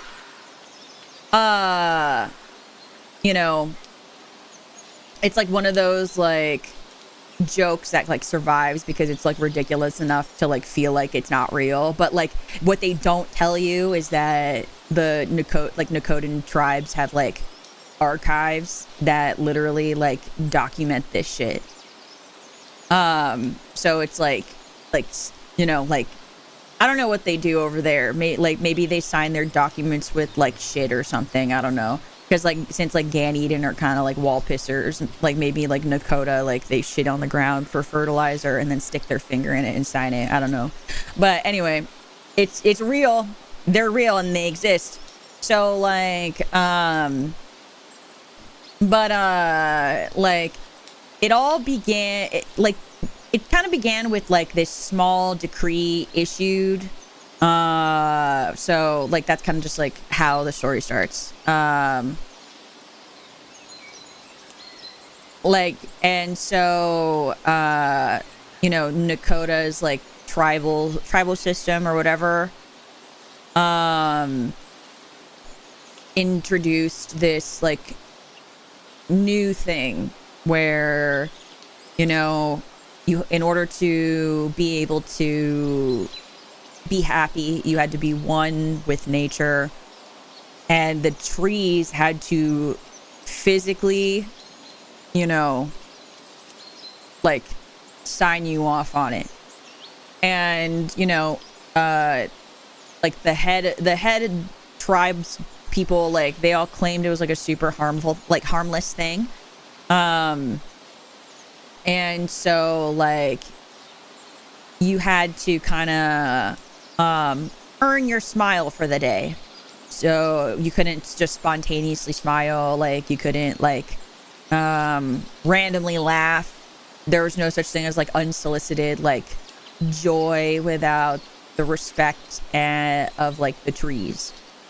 And at first it was like a voluntary thing, and then it became a suggestion, and then it became like an experiment that like Nakotan tribes decided to live by. And but then there were like fines,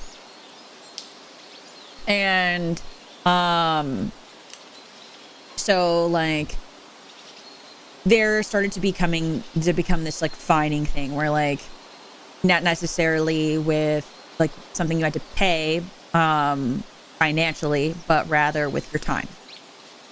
And its purpose was to ensure that emotional expression remained proportionate to the stability of Nakota.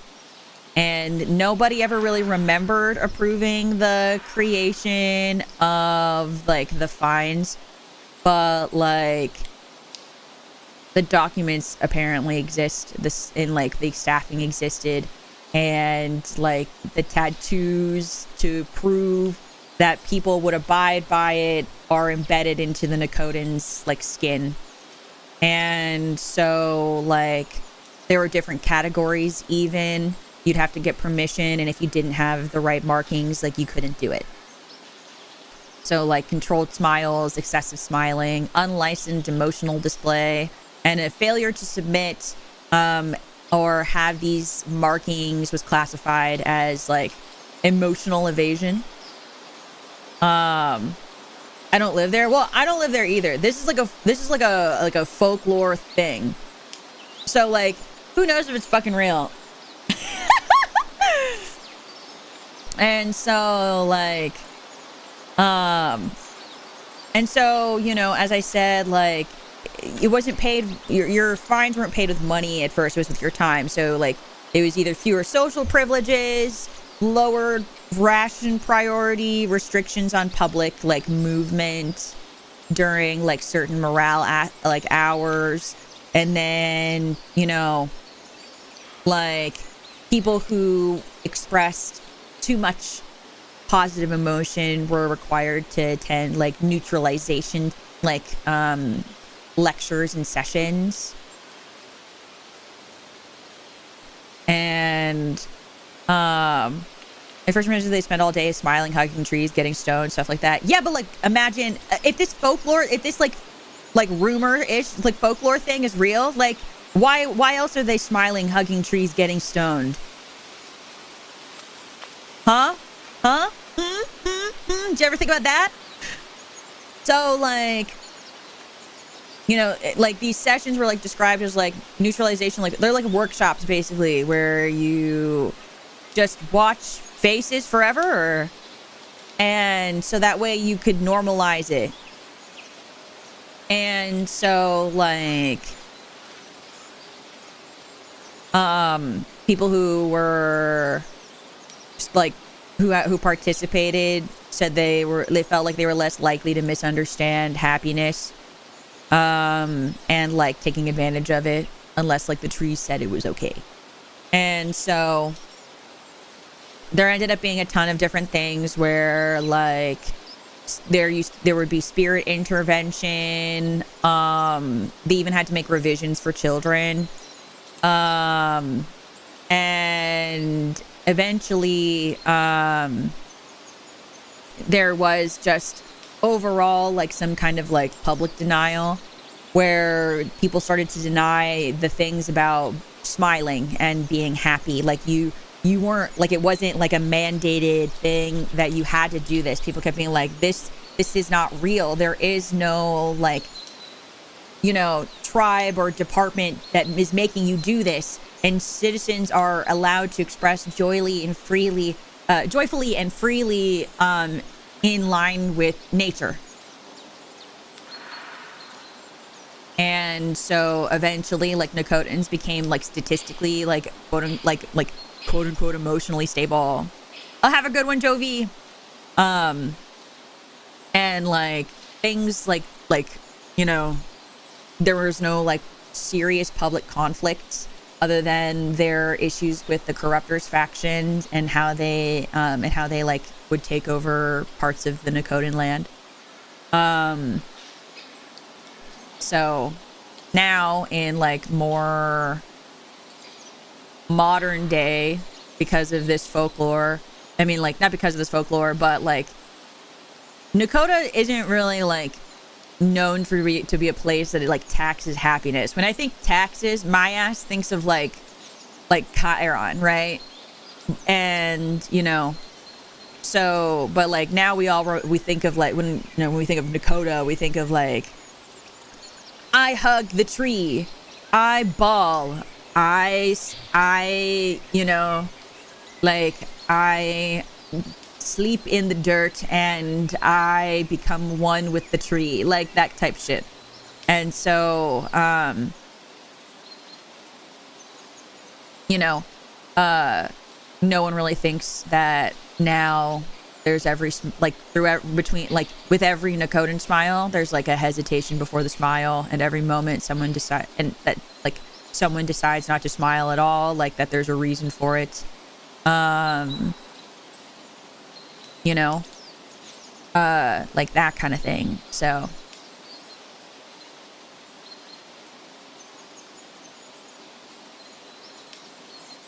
yeah. So like it's kind of like so like overall, so let's just sum it all up. According to the story, like Nakotans had to report every time a smile, like every smile to like official people, and like it's basically that like every time it's not documented, or like it's like someone is saying, please stop smiling, they can hear it. So yeah. So that was a really long one with a lot of details. So your first question.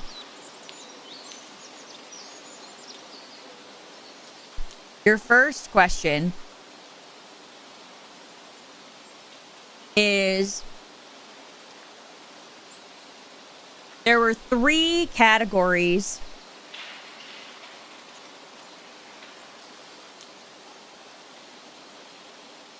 of like a type of smiling that if they didn't submit reports of these smiles, it was considered like smile evasion or like emotional evasion. So, what were the 3?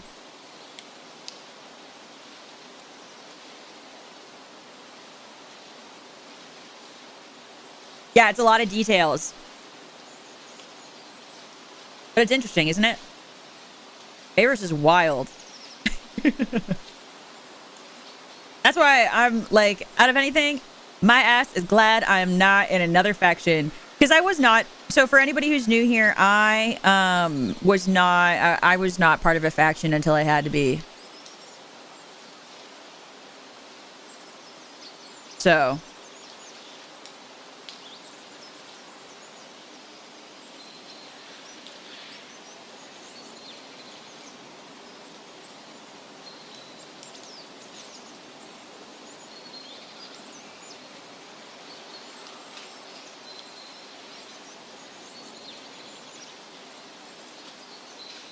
Do you need a hint? Do you need a hint?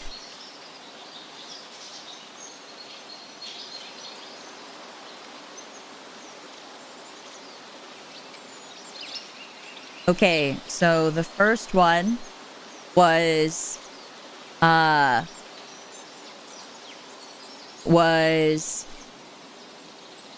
a controlled blank. We'll start with that. The first one was controlled blank.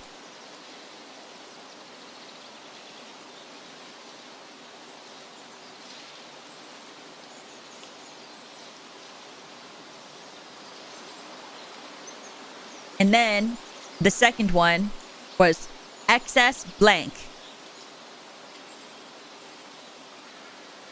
Controlled laughter. You're close. So what is this? What is this called? What is this story called?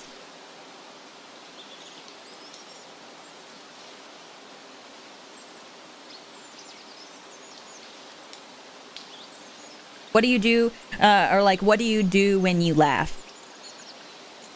What happens to your face?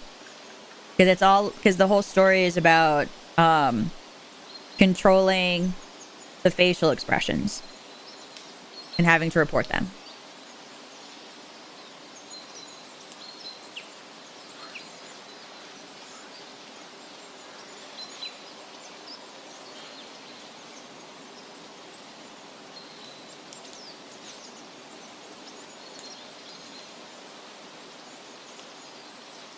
Yeah, controlled smile.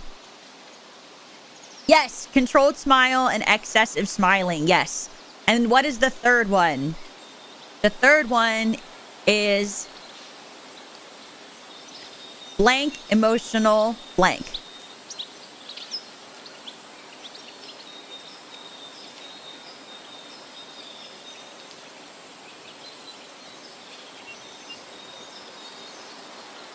Blank emotional blank.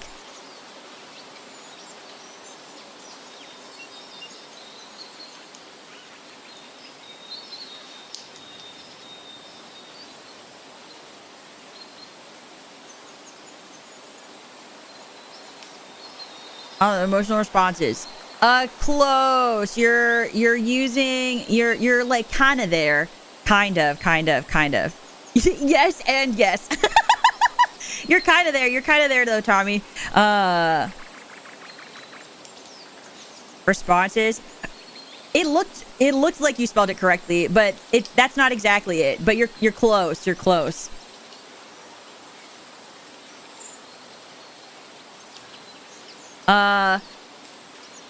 Pick a different word for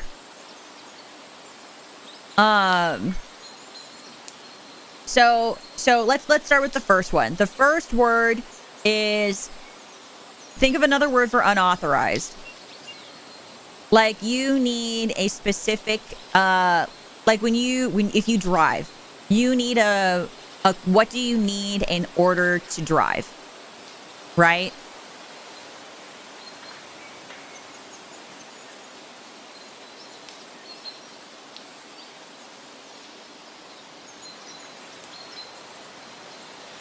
Yeah, unlicensed. So unlicensed emotional blank. And so the next blank is, I would probably say, when people do things in public, whether it is rowdy or affectionate, it is causing some kind of what?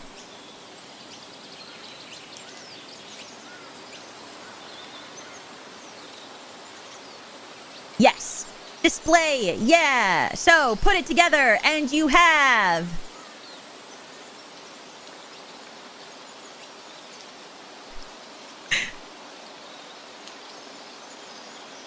and you have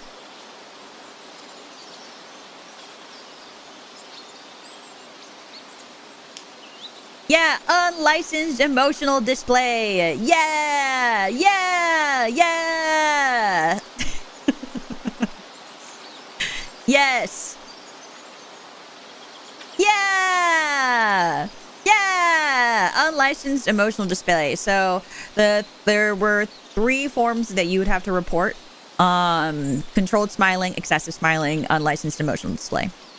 And then your second question is if you were reported to have excess amounts of like happiness or have it excessive like joyful events, you were required to attend what kind of session? They were described as workshops, and this is where I was talking about they involved like watching like footage of people have like the most average face for hours, and the goal was to have like emotional like basically like I can't say it without using the word, but like basically people who had to go to these sessions were like less likely to misunderstand happiness and stuff. Conditioning of some kind. Yes, but when you aren't what is the expression you make when you're not happy, sad, angry? It's just like right in the middle. Or like when you like, I guess like is tranquilize the word? Like when you do that? Yes. Okay, a poker face. What is it? What kind of face are you making when you're making a poker face? Yes, neutral. Yes. So make it how to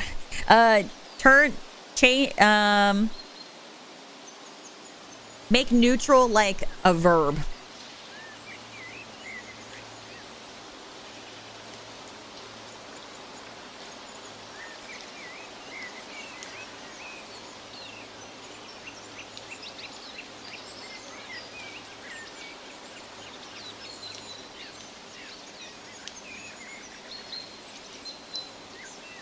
Neutralize. Okay. Add you know what? Actually, no, I'll just give it to you. So it's called, they're called neutralization sessions.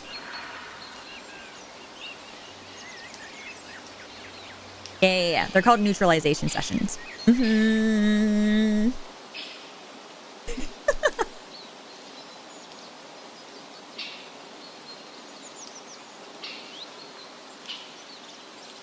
Yeah. It was really close, so I'll give it to you. But yeah. So I think I thought that was really cool. Like because I don't know. I feel like it explains. I think it explains a lot about Nakota. Whether or not that shit's actually true, I have no fucking idea. But if it is true, that's fucking nuts. So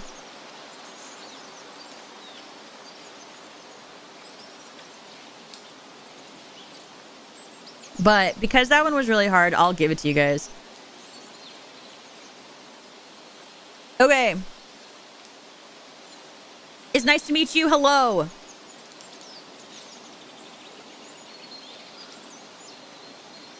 Okay.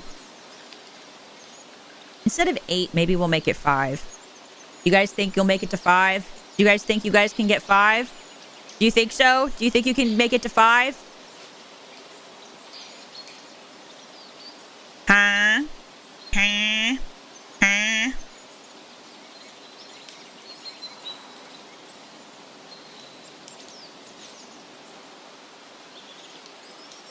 Huh? You guys think you can do 5? Hell yeah. Okay.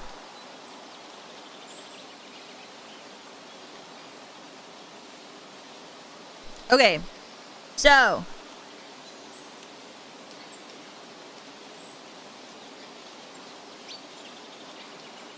This one won't be as long. Isn't here we are unstoppable? When you make it to 8? Guys, here. You know what? Does this help? Does this help you? Is this better? Is this better? Huh? Huh?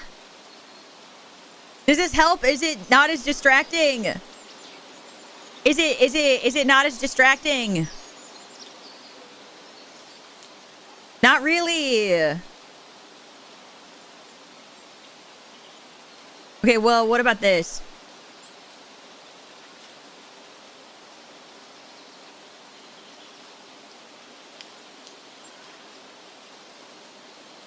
Ah, yes. Don't get distracted. Okay, guys, don't get distracted. You can't get distracted. Don't get distracted. Don't get distracted. Also, if you haven't, please consider liking the stream. It helps me out a lot. Okay.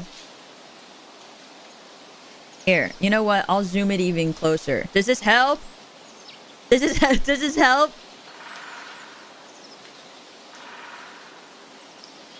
Turn from the VOD for a second? No. Derpy, stop! You have to listen to the story! This next one's about Gan Eden!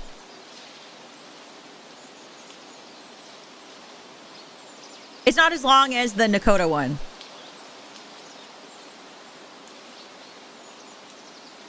So, there once was a man in Gan Eden who could map any road that, like, ever, like, fucking existed. It was, like, something that was really, like, that they felt was necessary. Because of, like, because, you know, a lot of them are, like, people that, like, used to be part of Zayton and some shit. It helps something. Excuse me. Hold up. Pause. Excuse me. Snake, you're supposed to pay attention too. Hello? Okay, you guys can't get distracted. Don't get distracted. Guys, don't get distracted. I'm telling a story. That was so cute. What the fuck? What do you mean? What was cute? I'm not cute. What was cute? Hello? What the fuck? I've never been cute ever. What the fuck? Anyway, as I was saying about the guy from Gan Eden. He's giving us a show. Stop. You have to listen to the story. You have to listen to the story. Okay.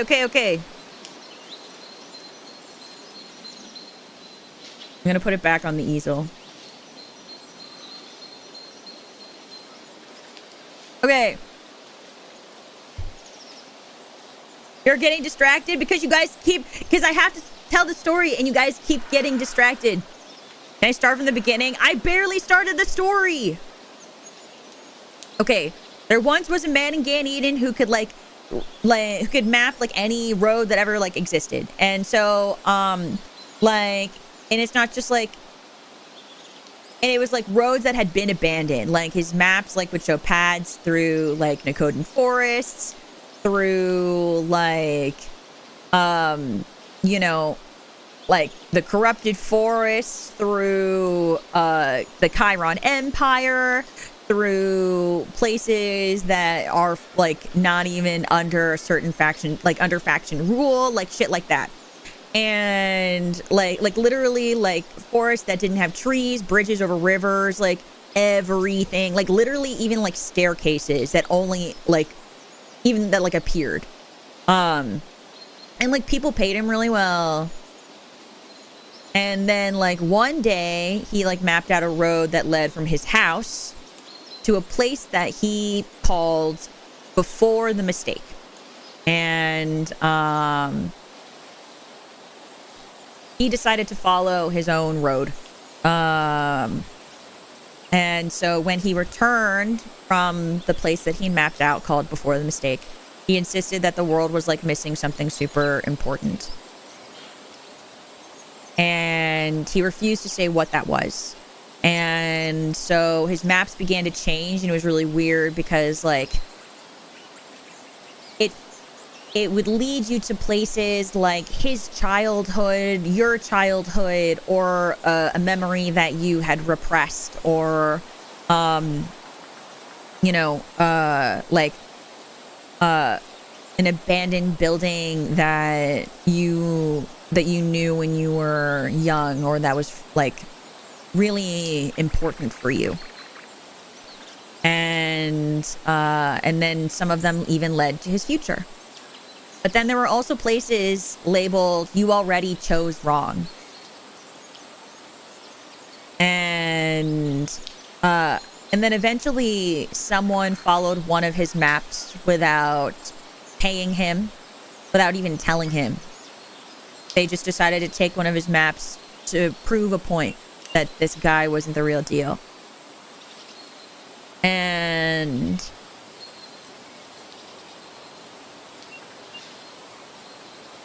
when the guy found the map and followed it, they found him living in a town that only exists when no one is looking directly at it. And now the guy that stole the map lives there. He's happy there. He's the mayor. And the only law in that town was, do not look at the exits. Why don't you look at the exits? Well, you can't really question it.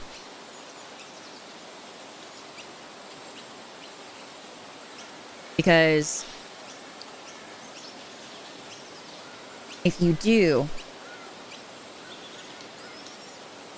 will the illusion stop?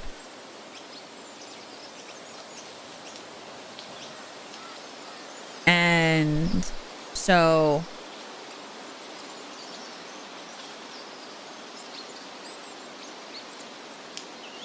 people wondered where this guy went, because he didn't return for like 7 days. And somehow they found him wandering, like sanity had left his body. His eyes were blank. He was carrying a blank map. No road symbols, there's no scale, it's just completely empty. And the paper refused to like budge, like no matter how much arcana you were using, it didn't change anything. And people were asking him where he'd been. And the only thing that he had said was, I found the place where roads are decided after they are walked. And then they were like, what does that mean? And he was like, he just shook his head and he said, something noticed I was looking at was the decision was made too early. And the cartographer that the guy stole from went missing. And years later, fragments of the cartographer's like personal notebooks were found, and they contained a bunch of maps that changed depending on who read them. And one guy found a safe route out of Zeiton that they felt that they could use to infiltrate and also help people leave. But the thing was, no one else could see it, because another person only saw dead ends that rearranged themselves into a bunch of loops. And then a third guy saw a single straight road that ended with turn back. You are being described to them above. And no two people could agree what was on a map. So it was a fight constantly to decide which direction which would be later recorded as quote unquote correct. So no one knows what these maps are going to be, how they're supposed to be used, because no body was found of the cartographer. There's no record of departure. And whenever someone opens a map, it feels like there's a new road appearing. And every time someone tried to find the guy, the maps always just said road to the person who was drawing you, but it didn't actually lead to anybody or say anything important. So, you know, some say his maps are still updating somewhere. And, you know, but they're probably not on paper, but not in archives. And now people tell you, never assume a road is drawn to be followed. That is, there's no hesitation.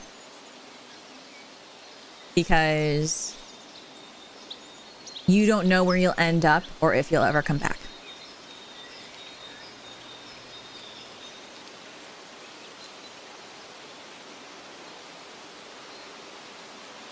Okay.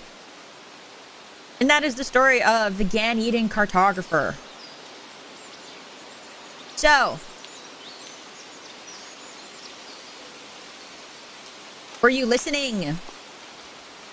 Were you listening to the story? Were you listening? So, your first question is,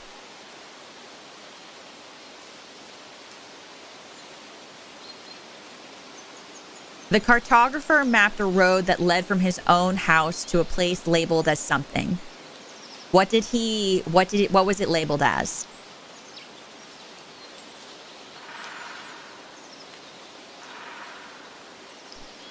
Not did he find the road to the One Piece? That's crazy.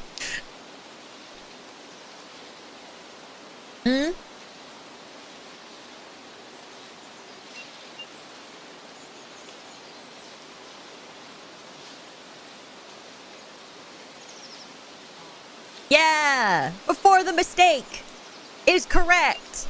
Yes, before the mistake is correct. Yeah. Yeah. You are correct. Okay. And then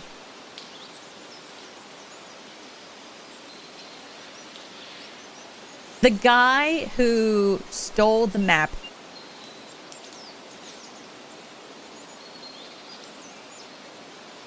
in his mind, he found himself living in a town that only exists when no one is looking at it, like directly at it. He had ended up getting a job there. What did he become? What did he become?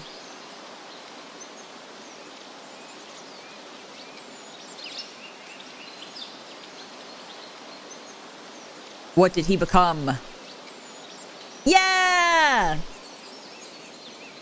Yeah, he became the mayor! Let's go!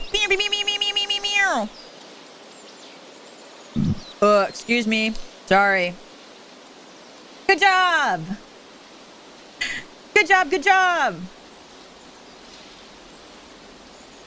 So that's 4 out of 5.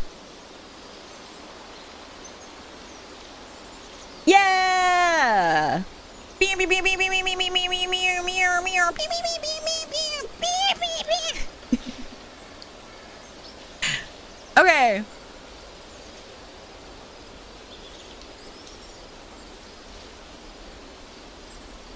Okay. Okay. So now, last one. Last one.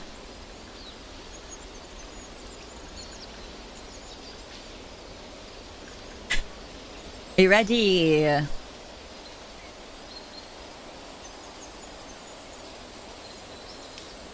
actually kind of nervous about you guys winning because the prize... Well, I didn't tell you guys what the prize is, so I could very easily change what the prize is. But the original prize, I didn't think that it was going to happen, so I was like, oh, it's not a big deal. It's not a big deal. And then oh, fuck. And I still have the pink super chat combined with... Ew. Oh, no. I shouldn't have given you guys the point for the Nakota one. Oh, fuck. Wait. Oh, fuck no. Oh, fuck no. Oh, oh. Wait, I didn't think this through. Hold up. Pause. Oh, fuck no. Oh, no. Fuck that. No, no, no. Holy fuck. No takesies, backsies. Oh my god, shut up. It's fine. This one, you won't get this one. It's okay, it's okay, it's okay. We're good, we're good, we're good. Hands a bitch shook it. Fuck off. You guys have hooves. So you're shaking hooves, not hands. And I have claws. The fuck you be? Guys, were you not locked in before? What the hell? Were you not locked in before? What the fuck?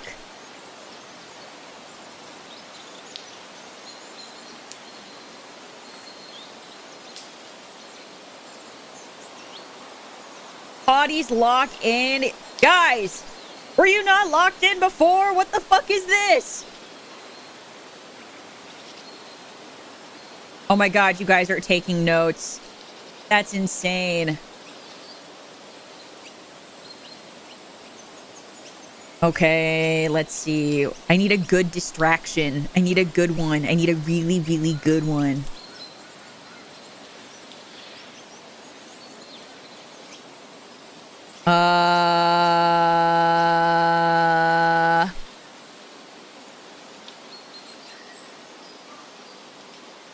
Maybe this one.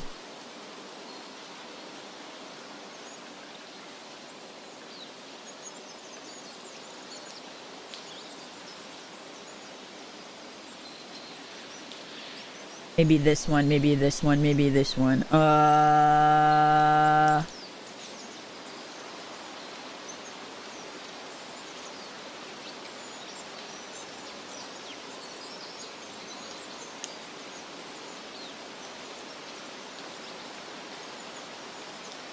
Okay. There.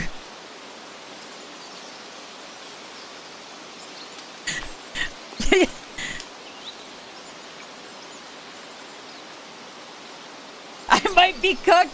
Yeah, fuck you.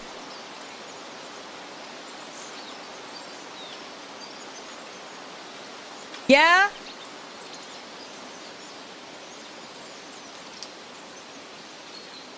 Actually, TBH, I really wanted to... Actually, hold up. No, wait, I do have a better one. Hold on a second. What am I fucking doing? Hold on. Wait, wait, hold on. Delete that. Hold on, I have a better one.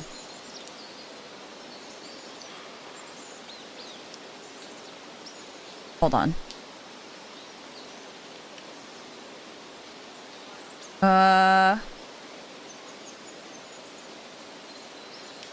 Because I originally was like gonna use this, but then I was like, it's...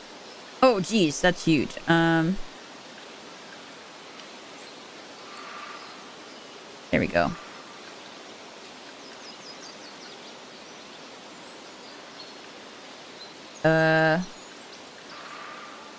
There. Okay. Anyway, so...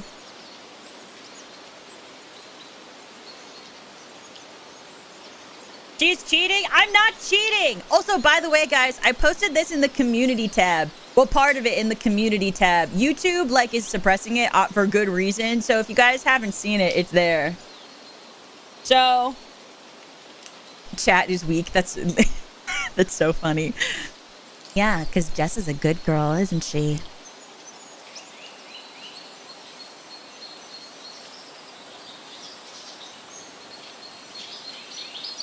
Okay.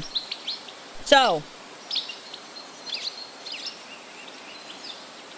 Holy cow, guys, this was a membership goal art.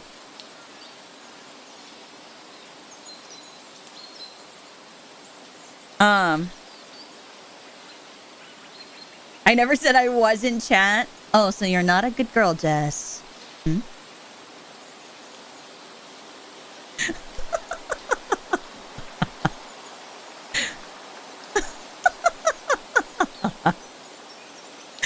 This was a good goal. I can't remember who suggested it. I think it was Snake. I think it was Snake, because Snake and Leia, they started working on this pose and stuff like before the Kalkini was done. So, okay. And then there's still more, but we'll get there. But anyway, also, there are 20 minutes left on the goal. Having this image up will probably bonk the VOD, so I will probably not get any ad revenue off of this. So, anyway.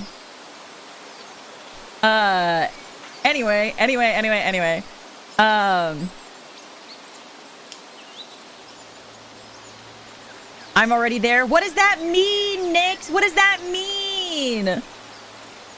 Made the joke, but come on. What? Wait, what are you saying? What joke?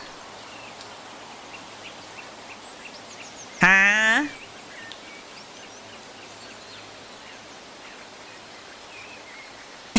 Welcome back, Racecorn! Oh, excuse me.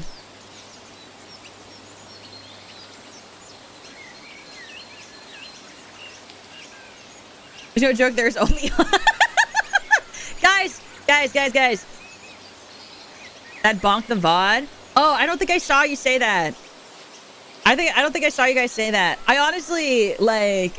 YouTube, I put it on, so if I don't know how many of you guys have seen it, it's on the community tab for everybody. Like I posted like sections of it that so YouTube wouldn't get mad at me. I literally got an email. Hold on, maybe I still have this email. Hold on, I got an email saying like, you read the message out? Oh shit, did I? I've been focused on these stories. Hold up, sorry, my bad.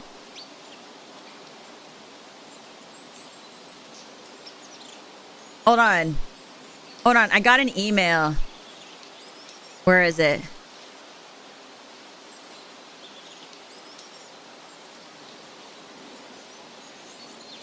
Here, yes. Okay, it says, your post is suitable for all advertisers. And then it says the text for the post for the apron art, and then sincerely the YouTube team.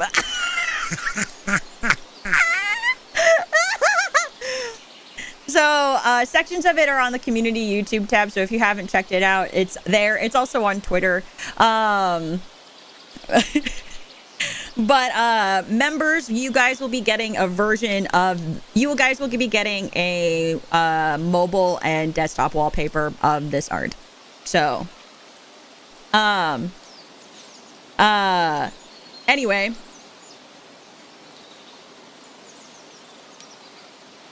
are we ready for the final story?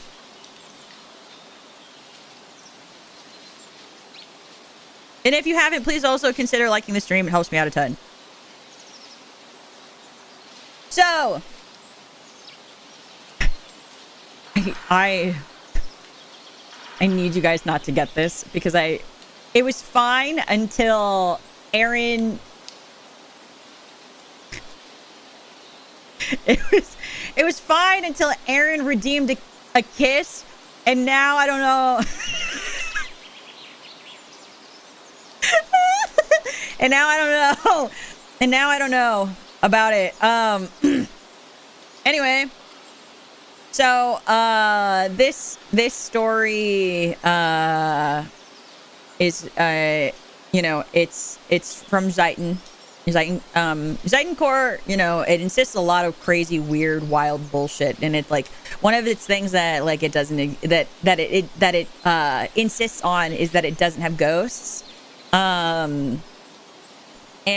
But what they choose to call them instead is like that they have these legacy records. I don't know. I think it's the same shit. But anyway, how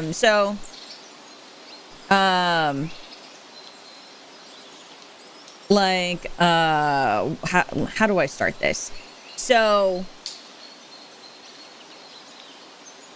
I don't know, because I feel like you guys are probably going to be like, ah, yes, folklore, it's exaggerative and whatnot. But it's not. But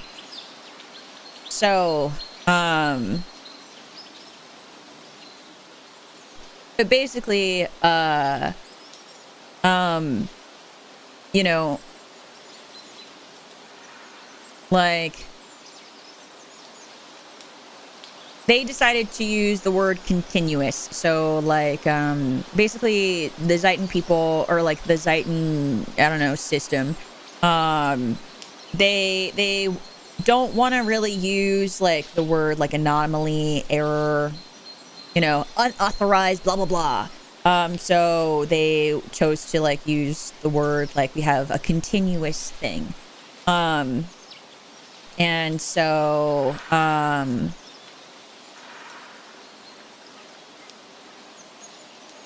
like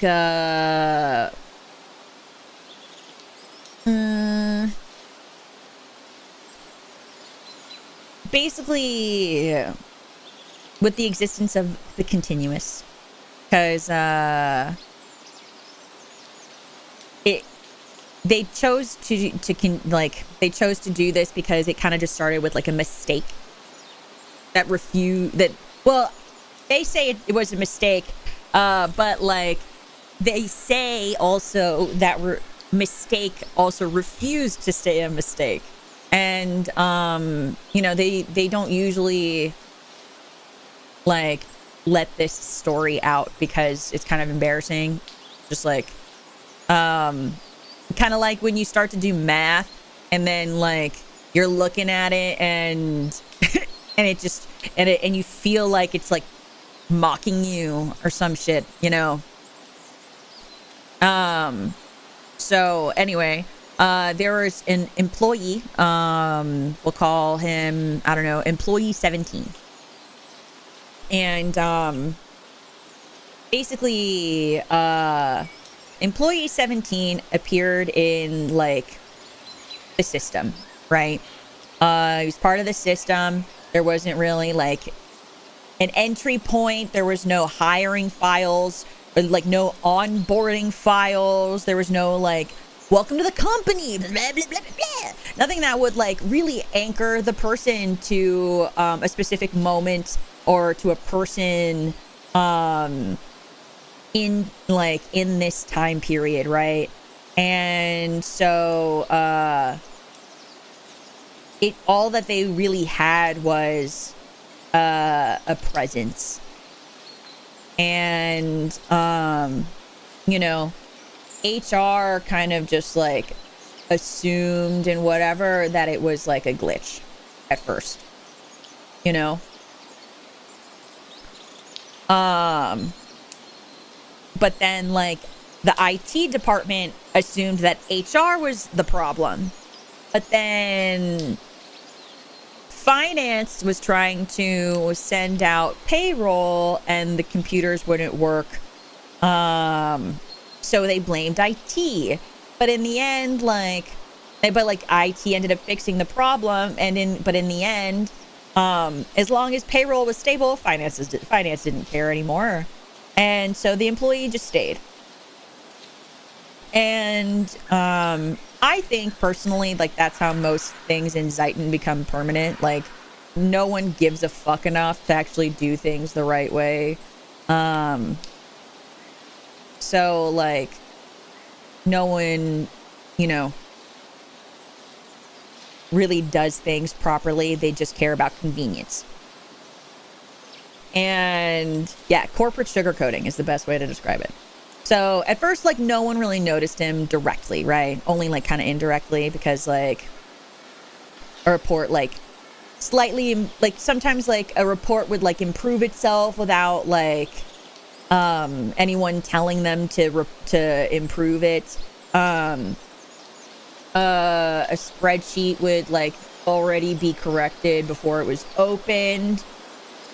A meeting would include notes that nobody really remembered ever saying, but then like the people who attended the meeting were like, oh, but that's accurate. And like you never saw the guy working. You never saw employee 17 In like his cubicle, it was always just kind of like, oh, he's probably in the bathroom. And no one ever questioned it. And he was seen as more like preventing this need to notice like work being done. However, like when it came to like the office as a whole, there was I guess basically the thing I'm about to describe, it appeared on one of the office floors. Floor 7. And you probably thought I was going to say 17. But no, it's floor 7. And it appeared like specifically during a renovation. But like it hadn't been approved. But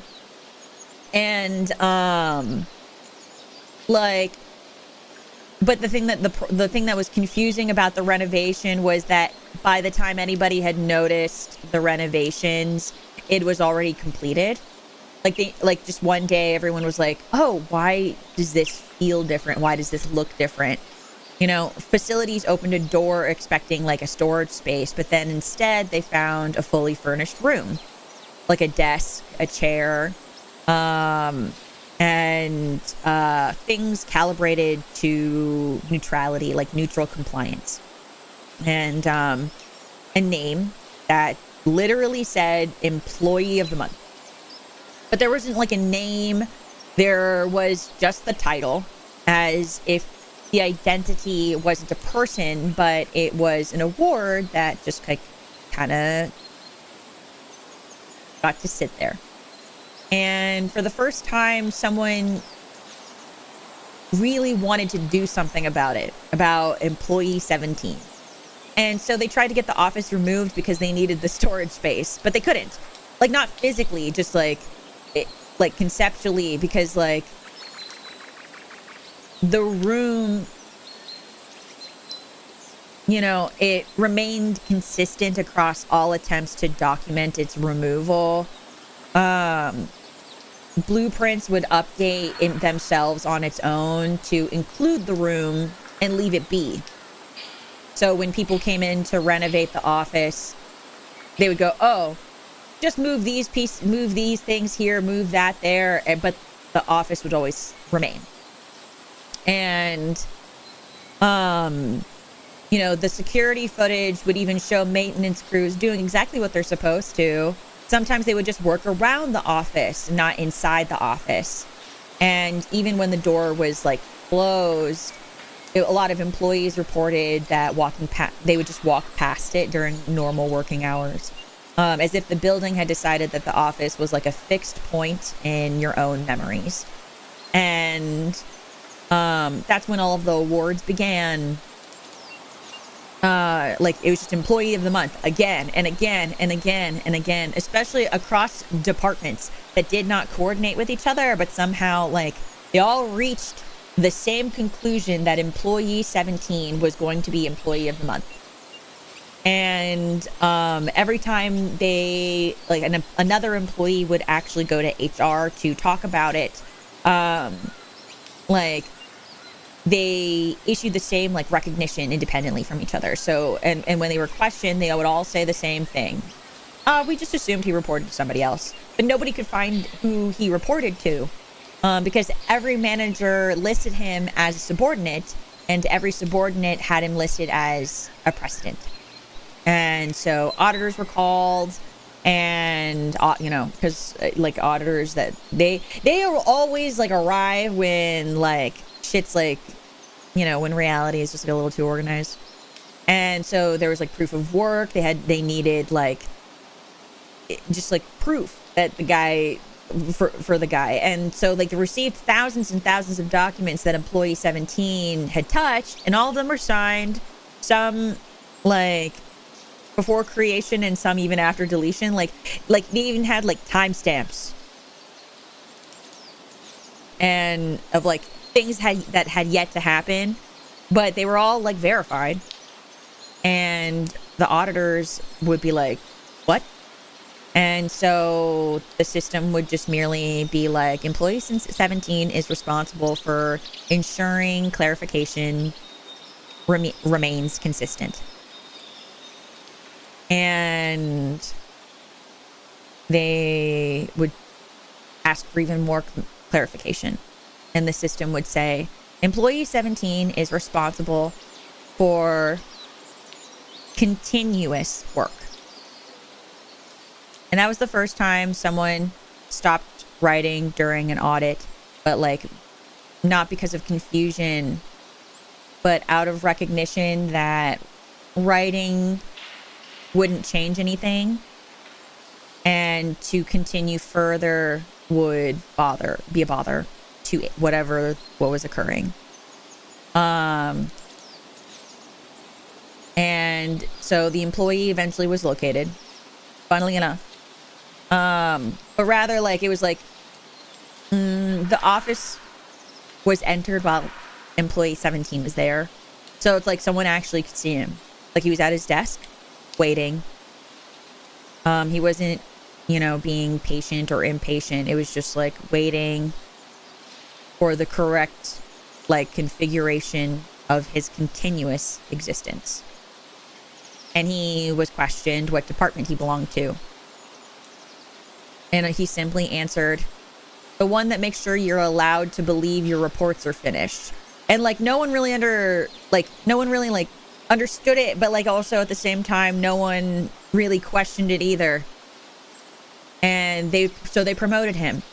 But in my opinion, like that's how Zeiton like keeps their crazy bullshit ambiguous, like all eyes on me, all eyes are on you, and like we're doing that for your own good. Congratulations, like that kind of stuff. And then after that, like it also continued to be that time would stop behaving correctly. He would receive awards that he didn't apply for, promotions that he did not qualify for, performance reviews that referred to actions that he had not yet taken, but would eventually complete. And it just felt like to everybody in that office, productivity increased over like tenfold. And it wasn't because like the work itself improved, but because people were no longer uncertain if things would get done. And one day there was an actual like new employee that came on and asked him like what he did. And he said, "Oh, I main continuity of acknowledgement." And they asked what that meant. If no one is being correctly noticed, nothing stays itself for long. I make sure everything that happens is permitted to be recognized as having happened. And the junior, like the new guy, just kind of was like, cool. And he felt really confident. However, there was a final audit to terminate employee 17, to terminate the record, and it failed. But they couldn't do it because the system had no definition for termination, because they had to go through him in order to allow termination. Deleting it would first require the system to understand what that meant. And every time they tried to figure it out, it would just be employee 17. And so this is why Zeiton is embarrassed, because for the first time, it is something they didn't have some control over. It is something that they had to adapt to.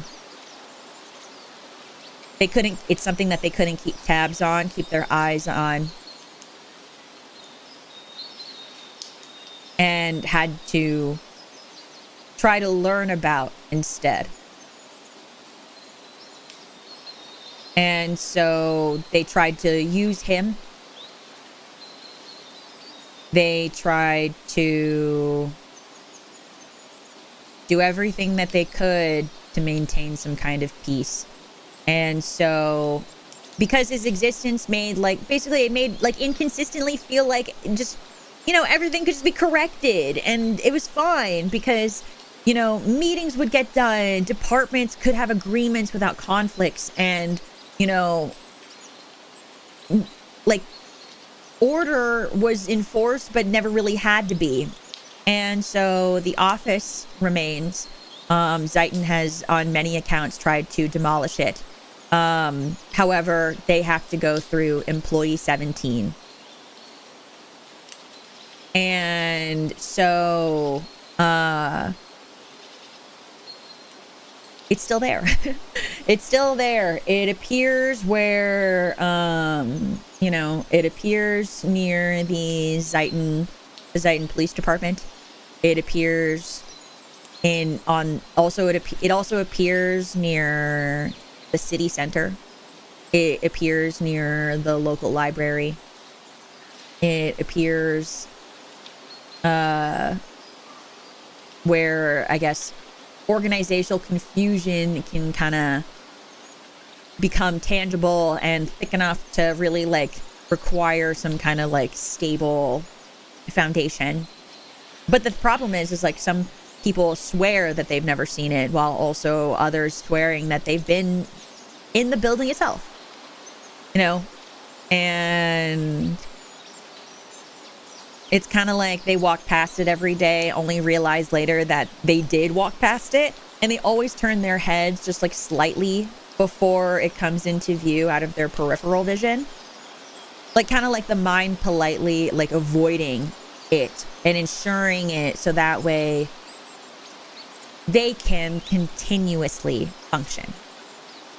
So if you ever encounter someone from Zeiton and you ask what happened to employee 17, they'll tell you, oh, he's still employed.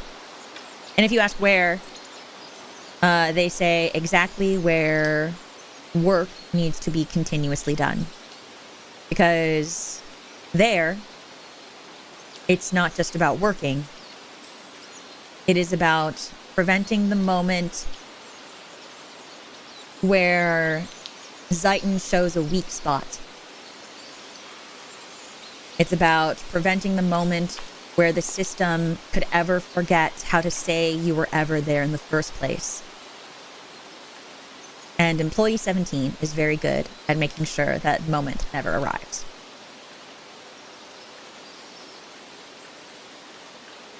So,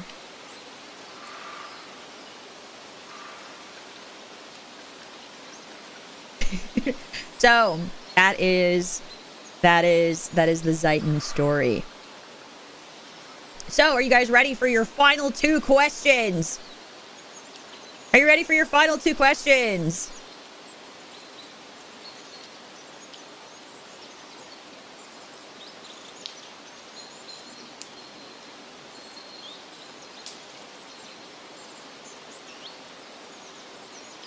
Very not ready. Okay.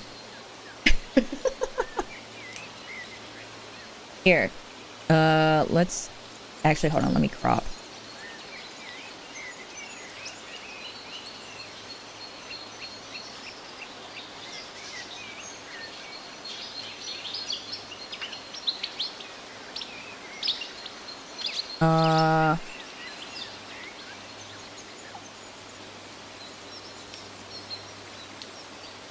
There we go. Anyway, nice tattoo. Oh, that's how my wing. So when I put my wings away, quote unquote, put my wings away, that's what it turns into. That's what it looks like. So anyway, so your first question.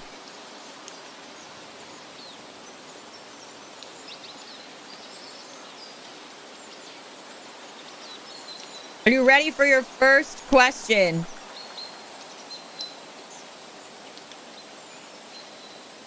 What does Zeiton Corps call ghosts?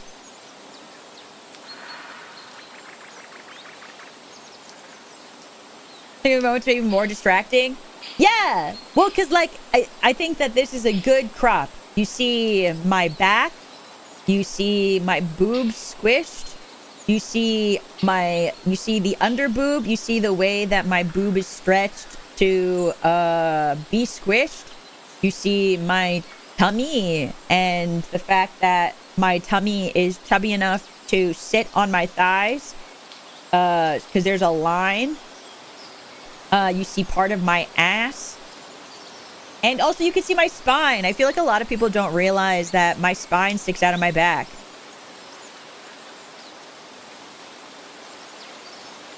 So, anyway, yes, continuous is correct. Yeah.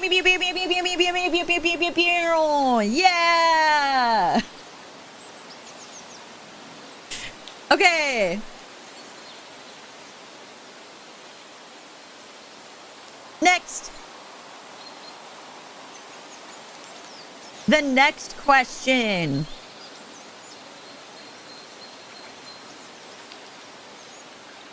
Okay. Are you guys ready for the next question?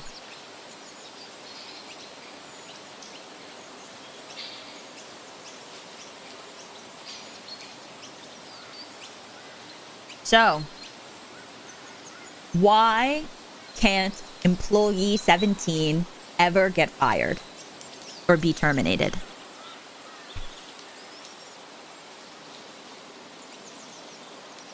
The ass part. You mean this? I was like, I don't know if my ass is gonna fit, but it's fine. I mean that?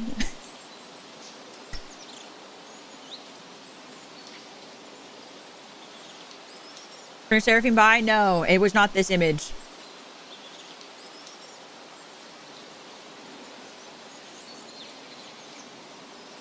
Because he's the one who authorizes termination. Terminations have to go through employee 17. The system doesn't even have the recognition of how to delete the record. The system has to go through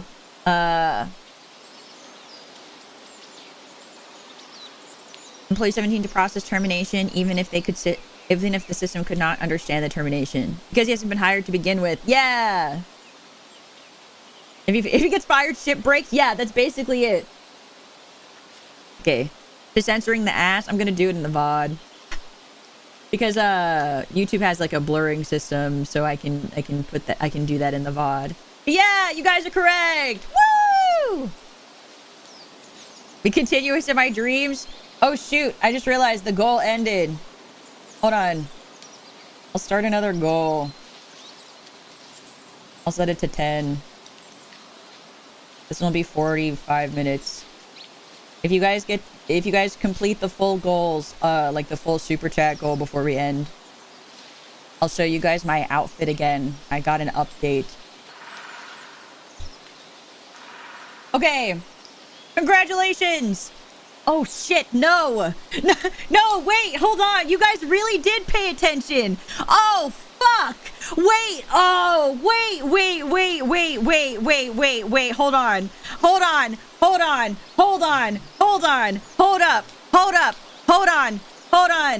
up.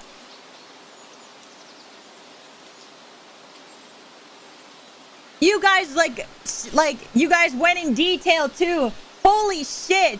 Wait, hold up. No. Your goat's so good at attentioning. Holy fuck. You guys even like got the details. What is that? That's crazy.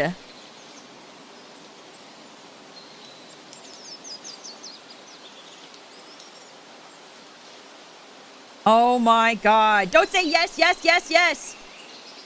Oh, fuck you guys. What the hell?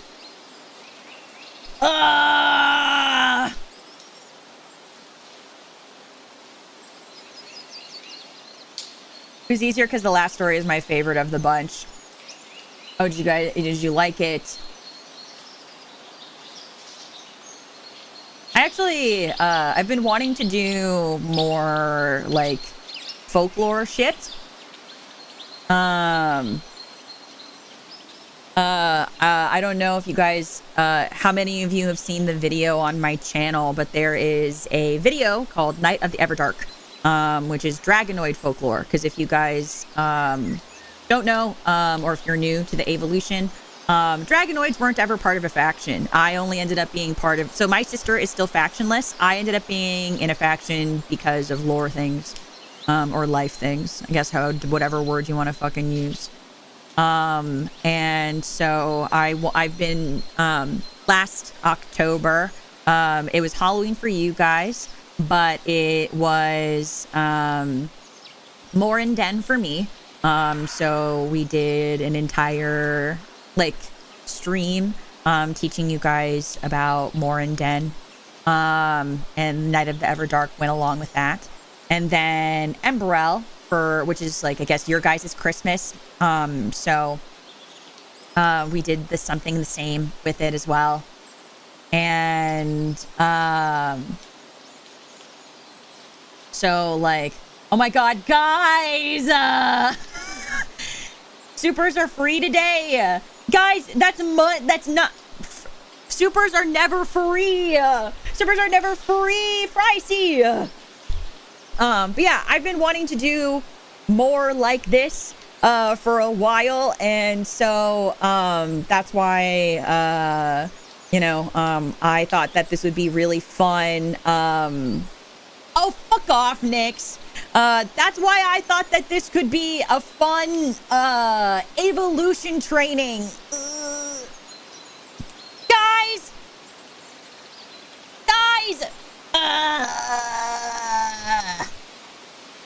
I should have made it higher. Fuck. I already have to do this and the fucking pink super chat. But anyway, so as good as they are free. Huh?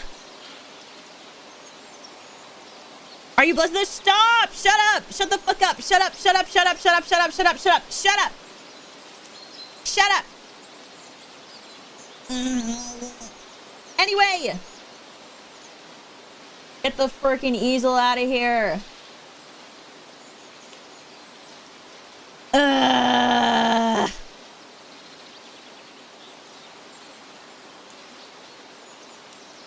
To redeem my daily free super chat. No! Guys, they're not free. You know what? Fuck you guys. I'm gonna start a new goal that you won't hit. We won't hit it. Fuck you guys. You guys won't hit it. And that is why, and I'm saying that with certainty, because you guys already did the other goal and then this goal. There's no reason. No. Fuck you. It just says no. Fuck you guys. This one, you won't hit it. Fuck you. Anyway.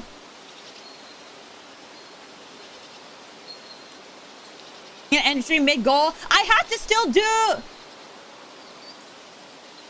I still have to do the fucking... Okay, because you guys won the evolution training. You guys were able to pay attention. So, I have to do...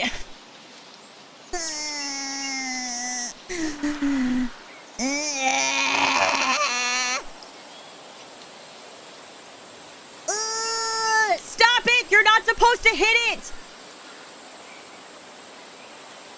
Another one of the things you are going to do for their prize? You don't even know what I was gonna do! You don't even know! Ugh.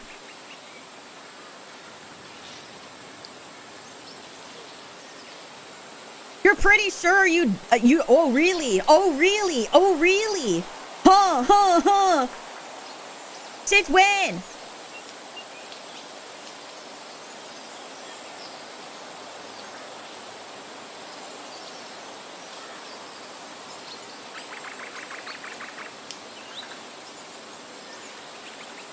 Not to hit something when I make this excited. Stop! Anyway, no, there's no hot spring goal. Hot springs is usually a membership goal, and we're currently sitting at 653. If you want to make hot springs a goal, then then we have to hit the beach karaoke thing.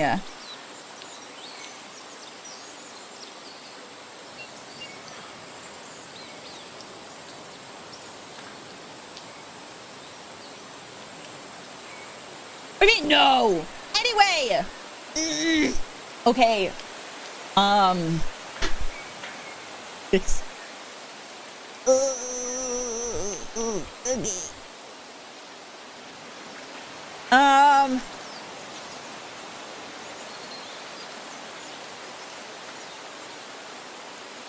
So.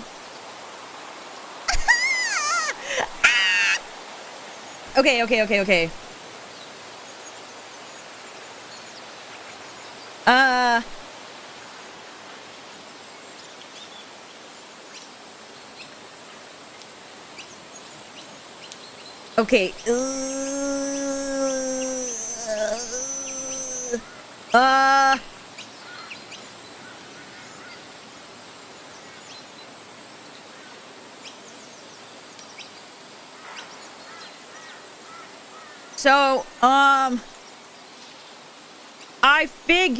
So, I feel like there has been, we have,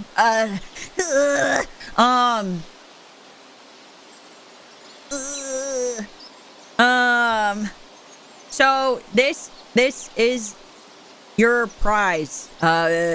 Okay. Fuck me. No, stop.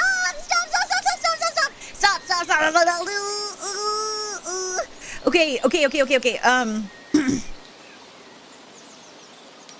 So, I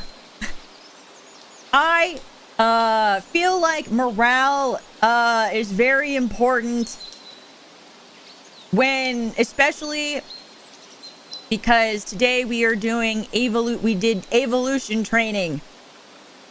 And so the big thing that I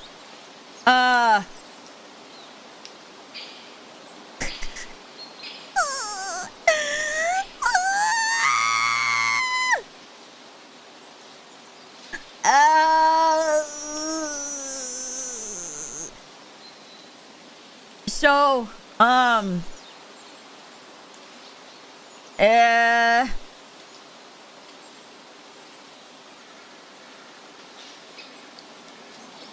so I went okay, so the Avalution, you like you know, the Avalution, we don't like sit in silence and shit, you know. You know, like we're, you know, abandoning a room, or we sit down and we pray. You know, we are like a giant motion, a huge tide, like a loud, like a cacophony of sound, and so,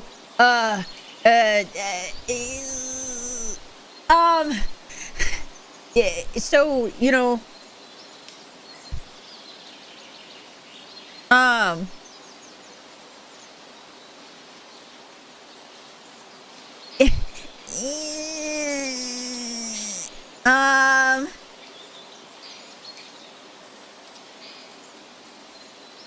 so,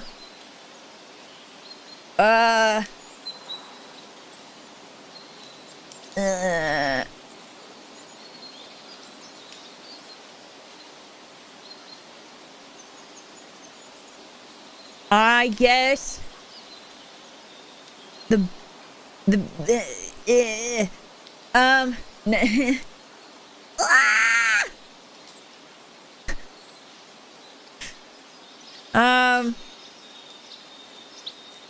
okay, so okay, so the thing, so you guys know how like 2 weeks ago I went on a trip, right? It was supposed to be like a super simple like hunting trip. I go out, I do shit, I come back, resume like normal. And the problem with it was every time I like would do something, it was like, I kept being like, you know, like it'd be really sick to like tell somebody about it. Like I could tell my sister, but she was there, but like you know, and so I kept like trying to remember everything that happened, And like, so I could be like, oh, I could tell somebody, or like maybe this story would be fun, which is like annoying and like distracting and very unnecessary, because like it was fine. It's like really fine. It's totally fine. And then like, but then like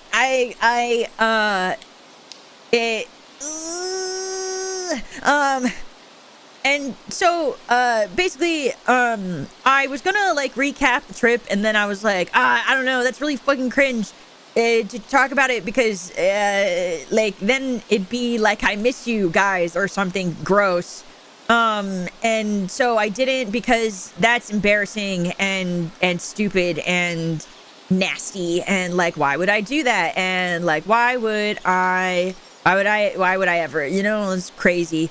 So, but it's just in the way that, like, now, that, like, now that, like, things are, now that I'm back, like, I wanted to, like, do a gorilla stream yesterday, and I keep wanting to do a gorilla stream because I have stuff that I want to be doing to do and stream for, so, because everything is back to normal, so,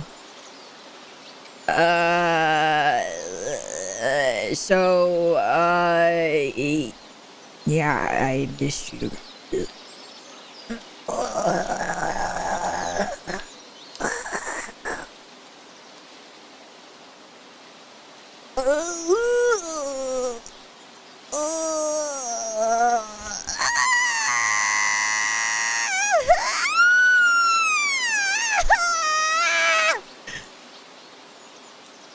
Little louder, please. Shut the fuck up. You can fucking hear me. You can fucking hear me. You can fucking hear me.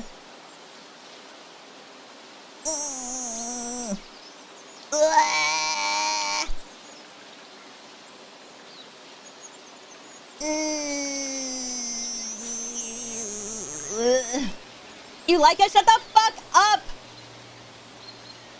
That was really cute. Stop. No. You're a Reginari dragon. You can do louder. Fuck off, Fox Boss. Shut up. Hush. Hush it.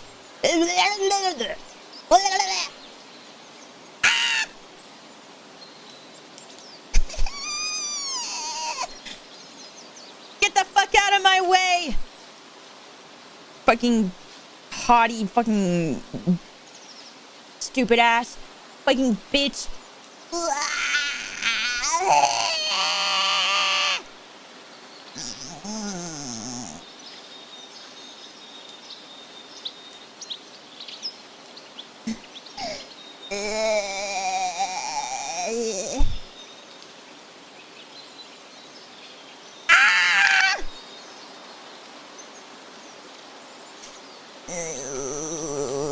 We just like to hear you scream loud. Shut up!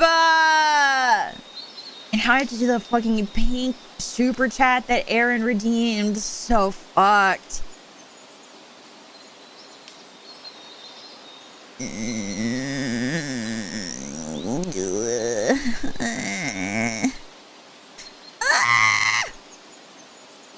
Guys! Like it was fine! And then I had to... And then I had to do the thing. Ew. No.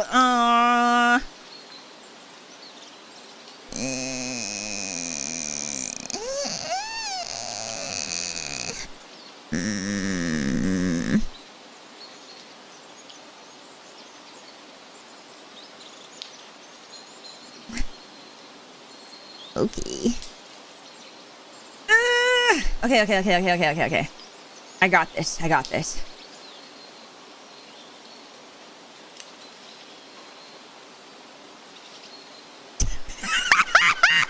Sorry, I looked at you and I started laughing. Sorry. That was really rude. I'm sorry.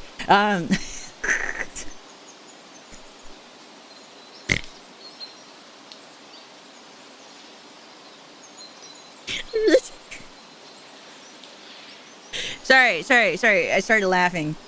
Hold on.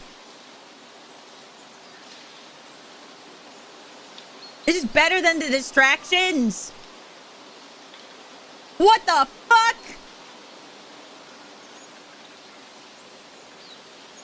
No, I just like, it's not because of how you look. It's because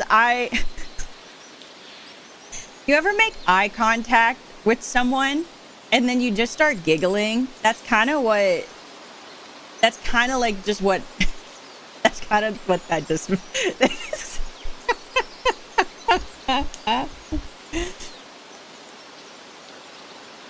Also, Curl, have you been here the whole time?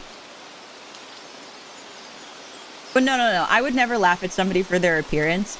I've been bullied and made fun of for my own appearance. I would never do that to somebody. But like sometimes it's like when it's suddenly quiet and then you start giggling because you know you're not supposed to laugh, but you do it.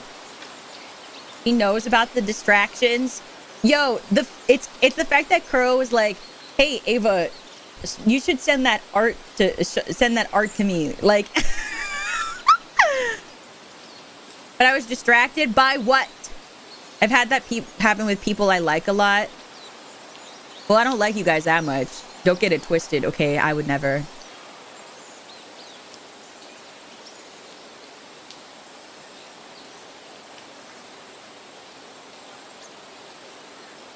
So,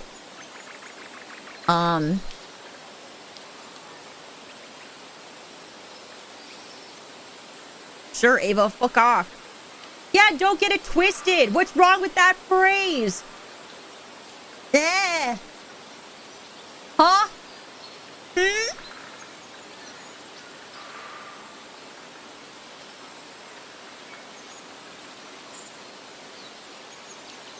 It's also another yeah.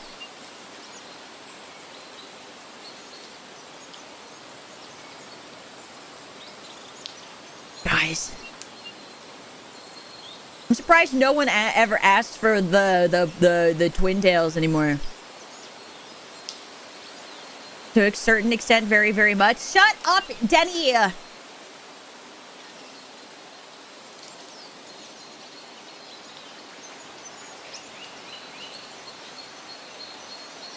Okay.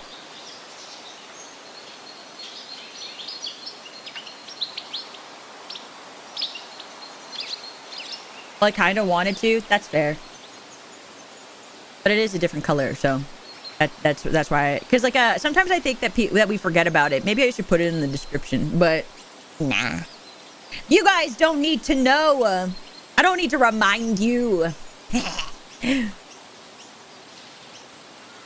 Okay.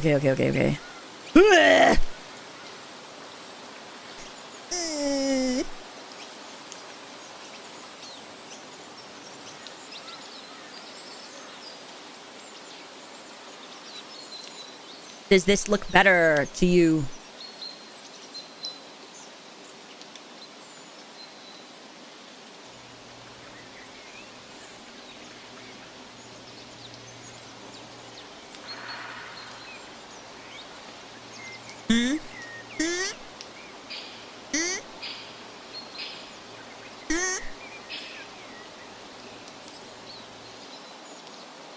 Find hotties or something? Stop! The thing is, I don't say that with the intent of you guys doing it now. Like, you guys don't have to do everything now.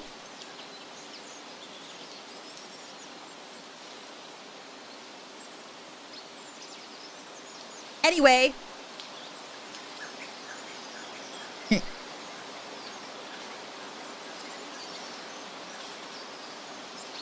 Okay, I'm gonna do this fucking... Oh, wait, hold on. I have a great idea. Hold on. I have a great idea. Hold up. Pause. Okay. The hotties? I didn't come up with anything. I literally, all I said was like, don't hit it. You guys won't hit it. I never came up with a thing. I didn't actually think you were gonna fucking do it. Like, I didn't think that far.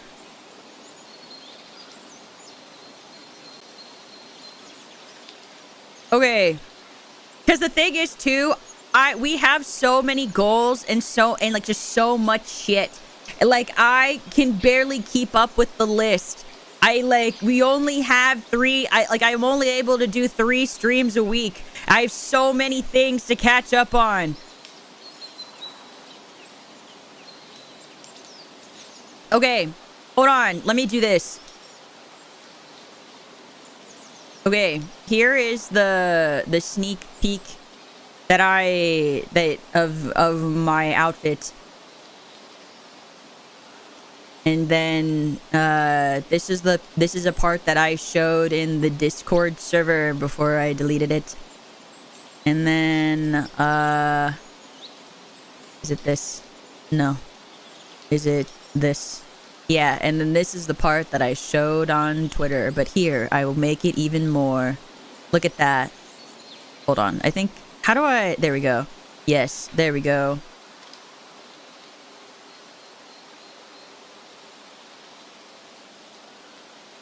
There. Mwah! There. Fuck you.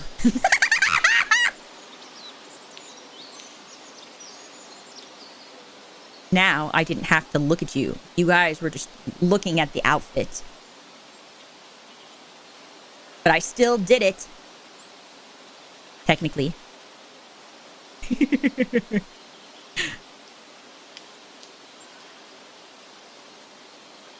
Oh, excuse me. Your own tummy? That's fine. It's me. I don't mind looking at me. See? Broken glasses? Yeah, the broken glasses are pretty sick.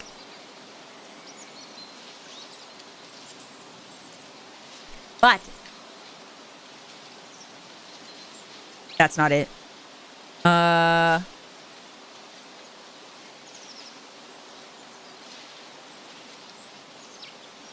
Let me see.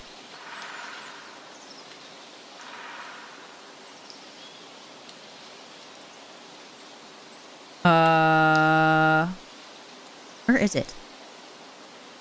But hold on. So you know how we're talking about the broken glasses? Please notice my glasses here. I wonder what happens.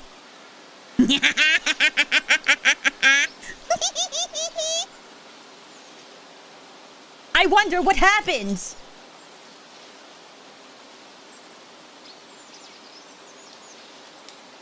I wonder what happens. Wow. Oh my God. I wonder what happens.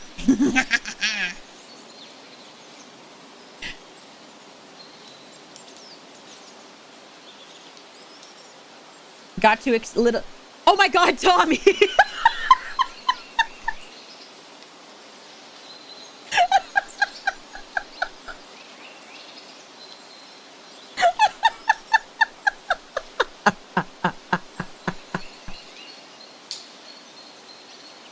Why was I dead? Because sometimes if you put a mouse between, I called him a rat once and he was like, excuse me, I'm a mouse. If you squish a mouse between your hands, they lay flat.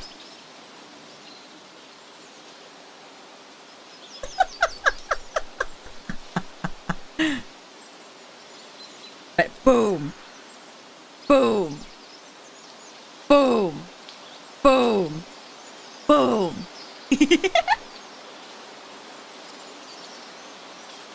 Did we do good on our corruptor training today? No, it's not your corruptor training. It's your evolution training. Your evolution training. Woo! Clocking out for the weekend? Why are you clocking out for the weekend?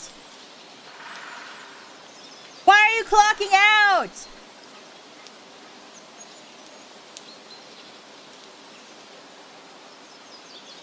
Why?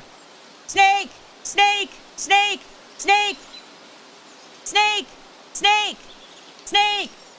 Snake! Snake! Snake! Are the corruptors in the evolution? No, not all of them. So you are not required to be a corruptor to be part of the evolution. All that is required of you is to want to make Pharaoh's a better place. And you are willing to do whatever you can to make it happen. Because being a corruptor means that something so awful has happened to you that you had to be called upon by Izun. And I don't want that to happen to everybody. It's not necessarily, I don't know, like, how many of you guys can relate to feeling that low. But I don't think that everybody deserves to feel that low. And I also think that you don't have to ever be put in a position like that to make a difference. So, for me, as long as you are here because you want to be, you are here because you want to make a difference. You are here because you want to be part of something that appreciates you as an individual and appreciates you and what you bring to the Avalution. And you're in the right place. Mm-hmm. We do good on our Avalution training today? Yeah! Good job, guys. Yeah, good job. So that means when we continue more Avalution training, you guys have officially passed the distractions. And are able to pay attention now during when we go into things. Yeah, good job on the teamwork. So the next Avalution training that we will probably be doing is the next one we'll probably be doing is probably one of the ones from the Avalution meeting, like coconut training. So we will probably do that. And then we'll go from there. That being said, though, we're gonna all head back. It's time to make the trek back to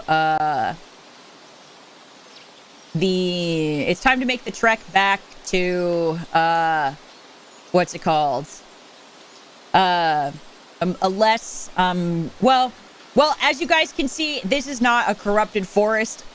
This isn't really where we typically reside. I just figured that if you guys were going to try to pay attention, we needed to be more immersed in what we are a part of, because well, how often is like a Chironite noble or like a Seraphine going to be around a corrupted forest? You know what I mean?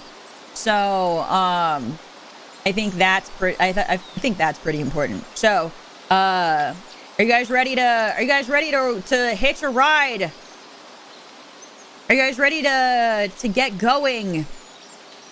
We'll head back to the corrupted forest and we'll wrap up, yeah? We didn't actually do any hunting? Well, I decided to change gears because you guys were fucking sleeping and some of you were late to Avalution training. So, you know, being adaptable is a huge part of it. So, what's it called? We are going to move and groove, yeah? I'm gonna hop into my dragon form and then we'll head over there. So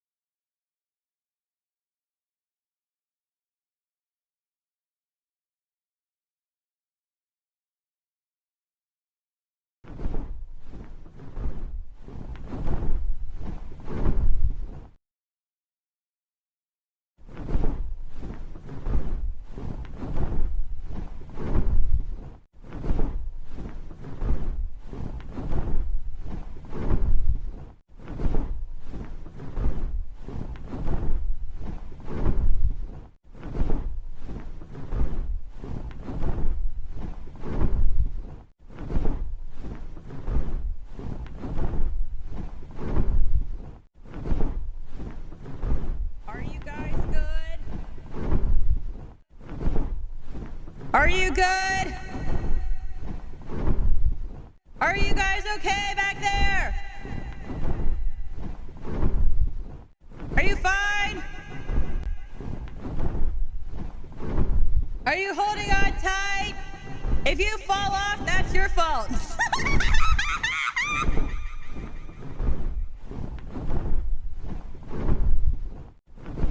If we lost someone, oh well. They'll be fine. You fuckers have wings.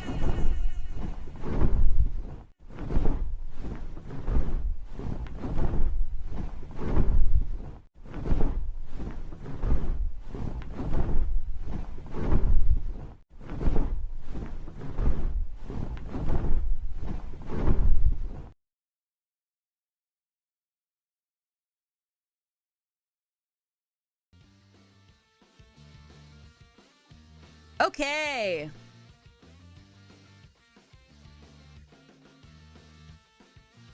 Now we're back. Hell yeah. Hope you guys had fun training. Good job today, guys. So, tomorrow. Tomorrow is Palace Purge.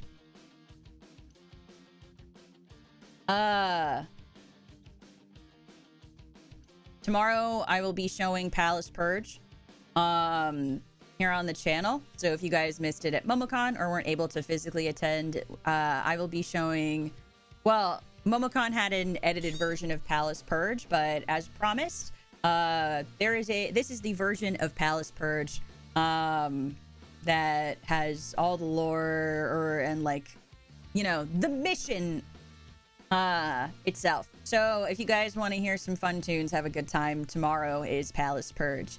So I will see you guys tomorrow. It's just Palace Purge. I might do a Gorilla member stream before then. I will obviously like ping in the Discord server and post on Twitter if we do.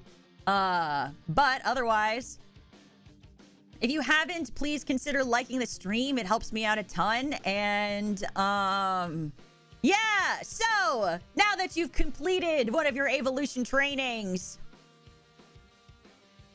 now that you completed one of your Avalution trainings, you must yell, Ava La Avalution, as loud as you possibly can. So, say, Ava La Avalution! I will see you guys later, tomorrow, whenever the fuck, okay? So, Ava La Avalution, bye, bye, bye.